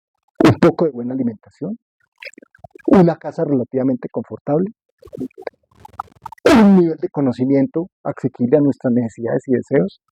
Sí, el conocimiento es fuente de felicidad muy grande.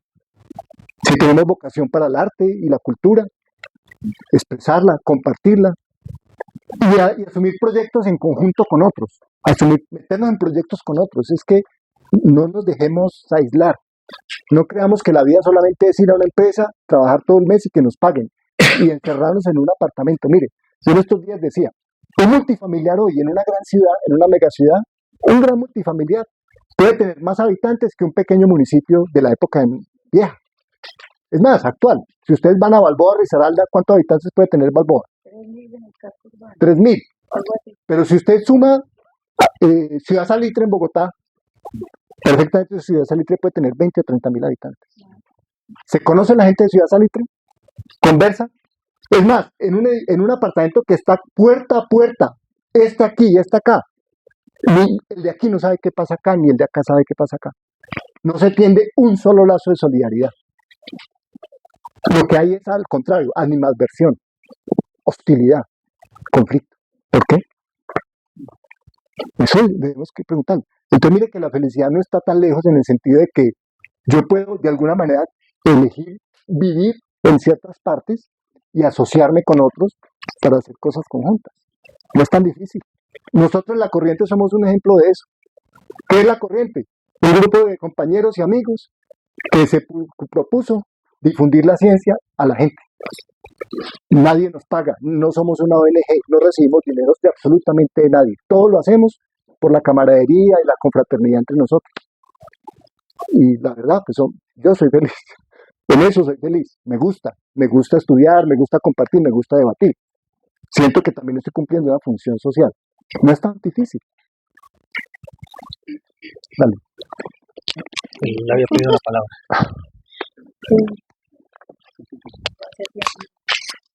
Gracias. Bueno, buenas noches para todos. Yo soy Felipe, soy estudiante de Administración Ambiental y siempre he sido una persona muy curiosa.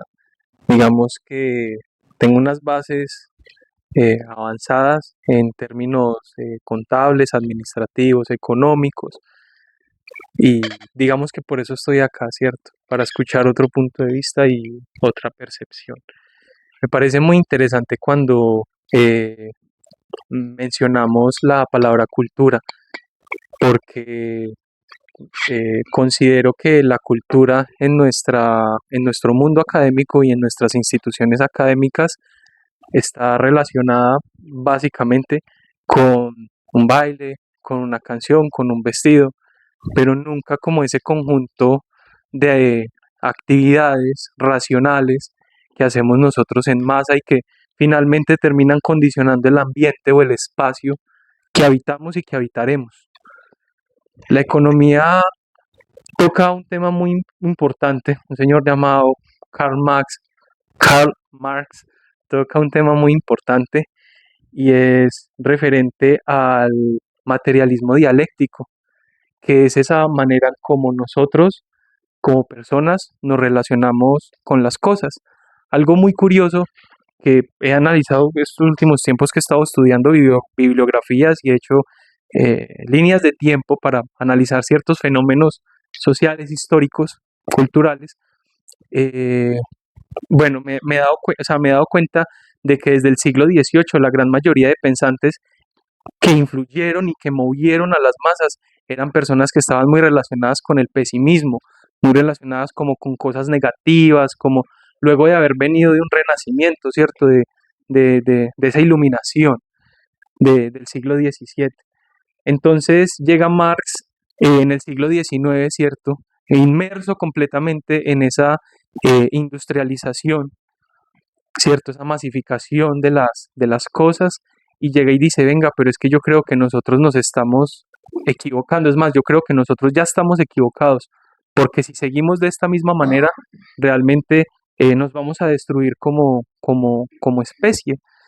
Y no sé qué filósofo lo dijo, pero sé que algún pensador lo dijo y decía, sepa y entienda que es más importante usted saber el por qué está haciendo algo que el hacerlo. Entonces, partiendo desde mis bases y desde mis conocimientos, y desde que las leyes termodinámicas, todos acá entendemos físicamente cómo funcionan, producir algo, la ropa que yo tengo, este micrófono, la misma energía para nosotros estar acá cuesta, hay un gasto energético. Recuerden que esa energía no se crea ni se destruye, solamente se transforma. Entonces, ¿cómo estamos nosotros como entes reguladores, canalizadores de energía? Estamos desviando nosotros esa disposición, ese tiempo, ese ATP. ¿Cómo lo estamos focalizando? Lo decían ahorita con el tema de Spotify, con la música, el ejemplo que hablaba de los eventos culturales que decía ahorita el expositor. Es cierto, porque si nos vamos años atrás, la gente vivía la música en vivo.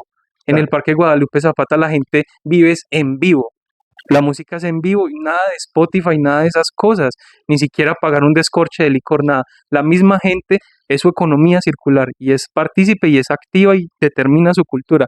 Entonces, es una crítica muy fuerte para todos los intelectuales y para todos los pensadores de que hay que darle ese valor a la cultura, ese valor que se ha olvidado, que se ha perdido, que se ha enajenado, porque lo hemos entregado a la cultura pop, a la cultura, no sé, gaming, estoy hablando de lo mío, pero nos hemos olvidado de la cultura de nosotros como tal. Y de saber otra cosa que ya para terminar, la tranquilidad, porque nosotros normalmente asociamos la felicidad como lo más, y a veces yo creería, muchachos, que realmente la felicidad está como tal es en la paz y en la tranquilidad. Porque yo desde esa paz y desde esa tranquilidad, si yo tengo la barriga llena, he dormido bien, tengo mis necesidades básicas, puedo tomar mejores decisiones. Y así, tomando mejores decisiones, aunque tenga resultados malos, por lo menos voy a estar actuando en convicción a mí. No voy a estar haciendo un claudicado, un subordinado por el entorno o por los demás. Sea profesor, sea quien sea. No sé si Sí, eso era todo. Gracias. Los griegos, por ejemplo, Aristóteles planteaban que la vida feliz era una vida virtuosa. Y la vida virtuosa era aquella en donde usted desplegaba sus capacidades de acuerdo a ciertos parámetros de justicia. Epicuro llevó esa idea más lejos y dijo, la tranquilidad mental que tiene el justo no la tiene el injusto. El injusto sufre y se lo merece por su acto. Entonces, pongamos un caso. La semana pasada pasaron unas imágenes del presidente Uribe borrando un mural que denunciaba los crímenes que se cometieron durante su gobierno. Uno ve que las grandes injusticias que ha apañado esta política generan un enorme sufrimiento en este personaje. O sea, las grandes injusticias que él ha defendido y ha apañado hacen que su vida sea un infierno real. O sea, me explico, o sea, puede que la justicia real, por las razones de poder político, no lo haya podido llevar a que pague su pena, pero él ya la está pagando en su interior, pero con creces, según la filosofía de Epicuro. Cuando Epicuro dice lo más valioso del acto justo es la tranquilidad mental. Si usted actúa justamente, usted va a estar tranquilo. Pero si usted comete una injusticia, eso no lo va a dejar en paz. O ser honesto. Ser honesto es tener tranquilidad mental. Pues me acordé de ese punto porque también es parte de la felicidad. O sea, estar uno atormentado porque le pesa el haber actuado injustamente es cosechar infelicidad. ¿Alguien más quiere opinar, intervenir? Profe, Yo por acá tengo unas frases, entonces le voy a pedir el favor a la doctora aquí al frente que me dé un número, si es tan amable, entonces yo con ese número leo aquí una de esas frases, un número del 1 al 10. Sí. 2. Dice la frase número 2. Son asuntos pues sobre el tema a tratar en el día de hoy.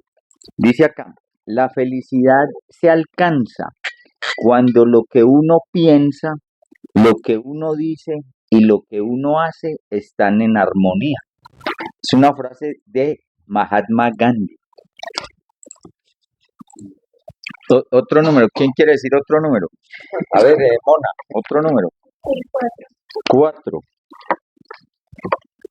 Esta frase es de una psiquiatra española, hija del doctor Enrique Rojas. Esta muchacha se llama Marian Rojas. Y dice aquí, la felicidad no es lo que nos pasa, sino cómo lo interpretamos. esa posición es estoica, esa posición es de los estoicos. Bueno, es respetable, o sea, es para debatirla. Sigamos. Por aquí tengo otras 2, alguien no dijo al 7, entonces yo lo voy a decir 7, que es un autor que aquí Pablo y Jonathan y Andrés han manejado mucho, que se llama Carlo Rovelli, es un físico contemporáneo. Yo pienso, no sé ustedes que conocen más el tema, es uno de los físicos vivos más preeminentes en el momento. ¿Estamos? Sí. Bueno, entonces Carlo Rovelli escribe un libro. Los libros de Carlo Rovelli están aquí en la biblioteca, yo los mandé traer, están todos acá. Se llama El nacimiento del pensamiento científico. También lo leí. Y página 192, ¿qué dice este amigo? Dice, puede contribuir a nuestra felicidad ser un poco más ricos, pero más felicidad produce vivir en una sociedad sin pobreza. ¿Puedo decir una cosa? De eso que se está diciendo. Quien pueda. Pero con micrófono. Sí, es que toca con micrófono Para que quede para la grabado. grabación. Es que me parece muy importante eso porque, bueno, es que no quería hablar tanto, pero no me aguanto. Y es que con respecto a lo que dijeron ahorita de que alcanzar, hay pequeñas cosas que pueden generar felicidad.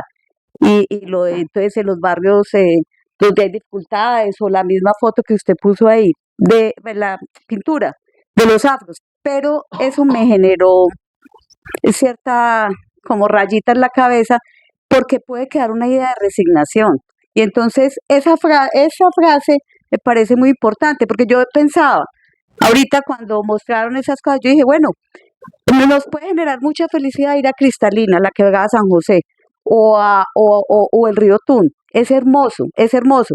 Pero si nos dicen que eso es lo único que podemos acceder, ¿a ustedes no les gustaría también ir a San Andrés o al Mediterráneo? Bueno, ¿por qué no podemos conocer también el mar? ¿Por qué tenemos que limitarnos a que ahí tenemos que ser felices? Muy maravilloso que con pequeñas cosas aprendamos a apreciar esas pequeñas cosas que pueden generar felicidad. Y en ese sentido está la frase, ¿sí? Si alguien tiene un poco más de dinero, puede tener otras cosas que le pueden gustar y hacerlo sentir bien, pero sí son todos. Y también pensé, a raíz de eso, cómo el genocidio en Gaza a mí me hacía profundamente infeliz y no vivía en Gaza, pero no podía, o sea, obstaculizaba momentos que tenía de felicidad. Y si quieren que les cuente, a veces yo decía, y yo estoy aquí tan contenta, pero están matando tanta gente de esa manera. Sí, entonces, bueno, decía, bueno, me estoy dando látigo, ¿qué es lo que pasa? Pero o cuando suceden los feminicidios, o cuando hay tanta violencia contra las mujeres. ¿Por qué tenemos que sentir eso también nosotros? Entonces, de pronto, luchar también porque no se vea como un sentido de resignación y que no tengamos que luchar. Esa frase me parece que Sí, la 5. Así. Es una frase complementaria a la anterior de esta psiquiatra española, Marian Rojas, en donde ella coloca la felicidad en dos aspectos. El amor, uno, el amor de la pareja, familia, hijos, un punto. Y el segundo punto es el trabajo. Distribuye la felicidad entre esos dos aspectos. Una psiquiatra española. Yo voy a decir el número 8. El número 8 es una frase de Francisco de Paula Santander. En el año 1986, con motivo de la fundación de la Universidad Central, que fue la primera universidad pública en Colombia. Y entonces decía, en ese entonces este amigo decía lo siguiente: el triunfo sobre la ignorancia es muy brillante y glorioso y prepara la felicidad de los pueblos, que cuanto más ilustrados conocen mejor sus derechos y se hacen más dignos de su libertad. Me parece una frase pues, muy poderosa. Sí, habría que corregir la fecha. Sí, señor. Carachas.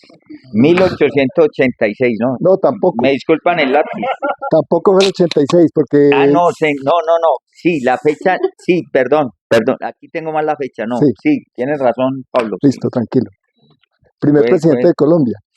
Sí. Después de Bolívar, ¿cierto? Sí. Aquí tengo un lapsus, sí. Me disculpan todos, por favor.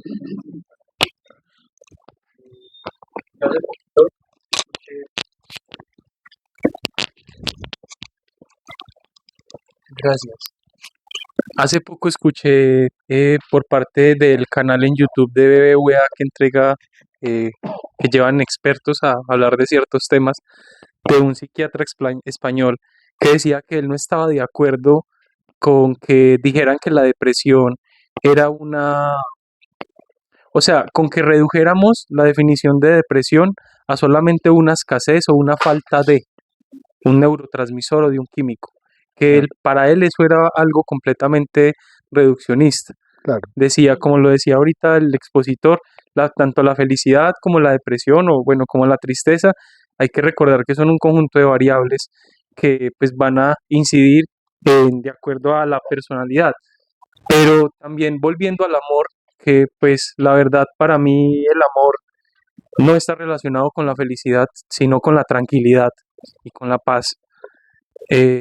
Cito a Friedrich Nietzsche, que era pues precisamente uno de los que estaba ahí postulados y que era uno de los que se oponía completamente a la felicidad plena o a la felicidad sin sufrimiento.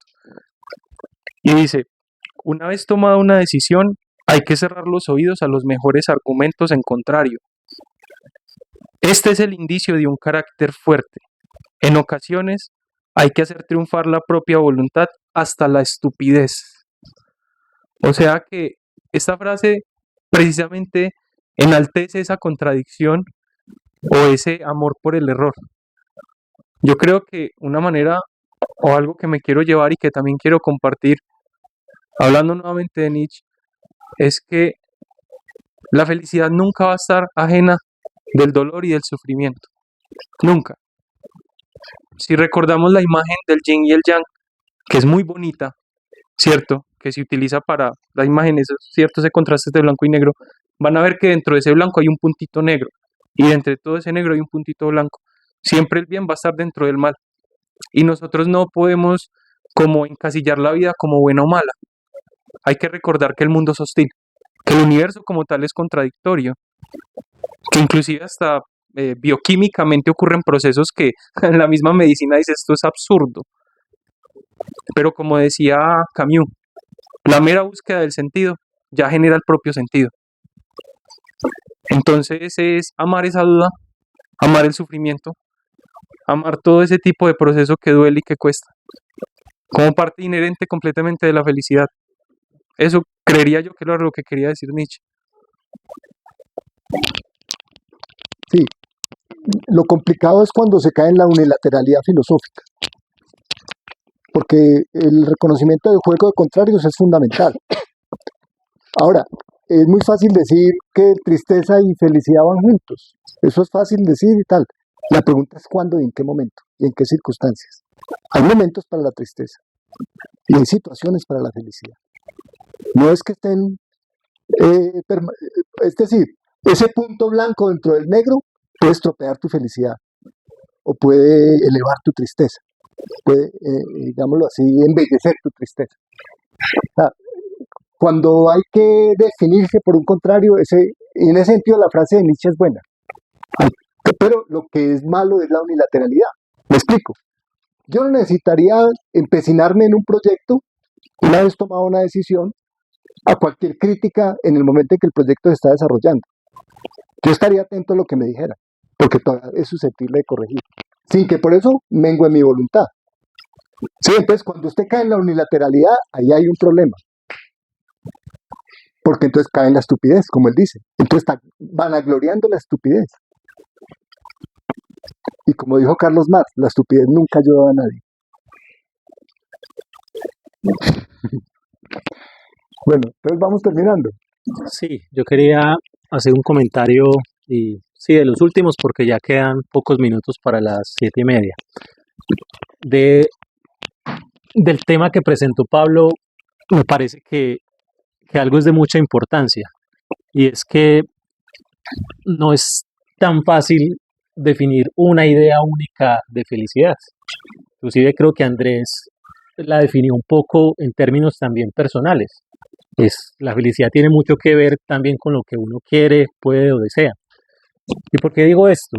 Porque Pablo arrancó, si mal no recuerdo, mencionando una especie como de imposición externa y social de lo que es la felicidad.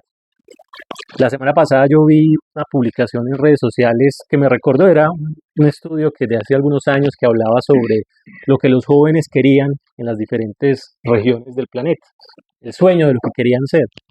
Y aquí en Latinoamérica, ¿cuál era como ese sueño que querían? El de influencer. El sueño de los jóvenes en Latinoamérica es el de ser influencer. En Europa se veía más la idea tal vez de ser un escritor, de ser poeta, de ser artista. Se veía más, algo más amplio y más profundo. Pero aquí se ve eso, de influencer. Eso no es ni bueno ni malo en sí, pero ¿qué implica? ¿Qué es ser influencer? Los jóvenes ni siquiera buscan lo que van a influenciar, lo que van a compartir, porque hay muchos influencers que comparten cosas valiosas. Pero lo que quieren los jóvenes o la idea que sueñan es la vida de estos influencers tipo Westcoli, que es una vida con muchos excesos, que es una vida con mucho dinero, y ese es el ideal que tienen de felicidad, que probablemente cuando lleguen a ella se van a dar cuenta de que no es así. Pero eso es la idea moderna, porque hace 30 años, ¿cuál era la idea de felicidad? Como socialmente, la idea de casarse, tener hijos, un apartamento, una casa y tal vez una finca. Ese era bueno, y una carrera también, ese era el sueño que se veía. Pero todo es socialmente impuesto porque había gente que tal vez lo quería. O es difícil tener una casa y un carro y ese sueño se vuelve ya no un motivo de felicidad, sino un motivo de presión, un motivo de infelicidad, porque la sociedad castiga. Usted porque no tiene usted porque no se ha casado, usted porque no tiene hijos, no quiere tener hijos. Y eso se transformó en su momento, ya no en la idea de tener casa, sino que se rechazó eso y es la idea de los viajes. Ahora muchas personas se definen en términos de viajar. Viajar no tiene nada de malo, pero como hablaba hace unos días con Pablo, ¿cómo se ve el viajar hoy en día? Vaya a un tour, pare acá, tome fotos, montes en el bus siguiente y una idea muy banal de viajar. No es ir a conocer realmente una cultura, no es ir a conocer la gente, es una forma de viajar muy mediada por yo voy a publicar en redes sociales y que me vea. Yo conozco gente que hacía eso y además para poder viajar se endeudaba con todo lo que implicaba. Si uno tiene mucha muchos ingresos, listo, hágale, pero endeudarse hasta qué punto, porque eso va a traer también sufrimiento. Y ahí vienen las ideas de Epicuro, porque Epicuro, y me parece superior a las ideas estoicas y a las ideas orientales, O porque Platón. Epicuro no rechaza la idea de placer, es que no tiene nada de malo tomarse un buen vino, como decía él, comer un buen queso, y en nuestro caso aquí tomar una cerveza, eso no tiene nada de malo. ¿Por qué vamos a rechazar ese tipo de placeres? Lo que pasa es que hay que entender racionalmente los placeres. Necesitamos lo básico y cuando lo básico está, nos podemos permitir placeres más complejos. Y eso es importante. Placeres complejos. Sabemos que hay placeres, pues, la heroína debe ser maravillosa, pero ¿por qué no la consumimos? Porque tiene implicaciones que nos van a traer infelicidad. Entonces, racionalmente podemos decidir qué placeres nos convienen y qué no. La heroína nos puede volver adictos y tiene consecuencias muy negativas. No lo hagamos. Hay gente que lo hace y no tiene ningún problema. No son adictos. Está bien que lo hagan. Yo no lo haría por el riesgo, porque estoy calculando. Entonces, ¿qué placeres vamos a tomar? Vamos a endeudarnos por una casa y será que el placer, y será que eso nos trae infelicidad después. Puede que sí, puede que no. No estoy juzgando como bueno o malo, pero tenemos que pensar racionalmente eso. Entonces, Epicuro me parece bueno en ese sentido, de que no rechaza el placer, pero también habla de un placer que está pensado, que está racional, un placer calculado. Yo hago esto porque es bueno. Como decía Pablo, me mato en haciendo ejercicio tal vez, pero eso tiene beneficios. Y luego ustedes como estudiantes ahora seguramente van a tener que trasnochar muchas veces y eso no es placentero, trasnochar. ¿Pero por qué lo hacen? Porque a la larga les va a traer un placer, el placer de terminar, el placer de aprender, el placer de graduarse y que eso además les va a traer una base. Entonces, el llamado con esto que comienzo es a que no acepten críticamente aquello que viene de fuera, sino que permítanse cuestionar esas ideas que le venden como lo que tienen que hacer, porque es que nadie tiene que hacer nada. Ustedes pueden decidir, no, yo no quiero viajar, tal vez a mí no me gusta viajar, o tal vez lo quiero hacer en otras condiciones. No, o no voy a viajar porque quiero hacer otras cosas, o no quiero una casa porque simplemente no me interesa. Piensen ustedes mismos qué pueden hacer y ahí vienen placeres mucho más complejos como los del arte, como los de la cultura, como los de la ciencia, como los de vivir con otros y hacer proyectos con otros también. Es no simplemente se dejen imponer algo de afuera, sino que cada uno puede y debe intervenir en aquello que considera felicidad. Y hay elementos que Pablo expuso de los que pueden tomar para tomar decisión sobre qué es felicidad para ustedes. Entonces, bueno, no sé si Pablo quiere hacer un último comentario de cierre y pues ya, pues, igual antes de que él lo haga, comento que ya está la última actividad del semestre. Pues nosotros vamos a tomar los correos para incluirlos en nuestras listas y el próximo semestre vamos a tener también actividades aquí en la biblioteca. No hemos decidido los temas, tal vez uno sea el amor y vamos a seguir explorando temas humanos, filosóficos y científicos, como con este formato. Y pues nada, Pablo, no sé si quiere entonces No, cerrar. no, ya es suficiente, muchas gracias. Listo. ¿Cómo? Ah, sí, pues sí, el otro semestre les indicamos dónde es. A veces es acá, otras veces es allí, pues depende de la disponibilidad de la biblioteca. Y les estaremos comentando los temas. Entonces, muchas gracias por asistir. Muchas gracias.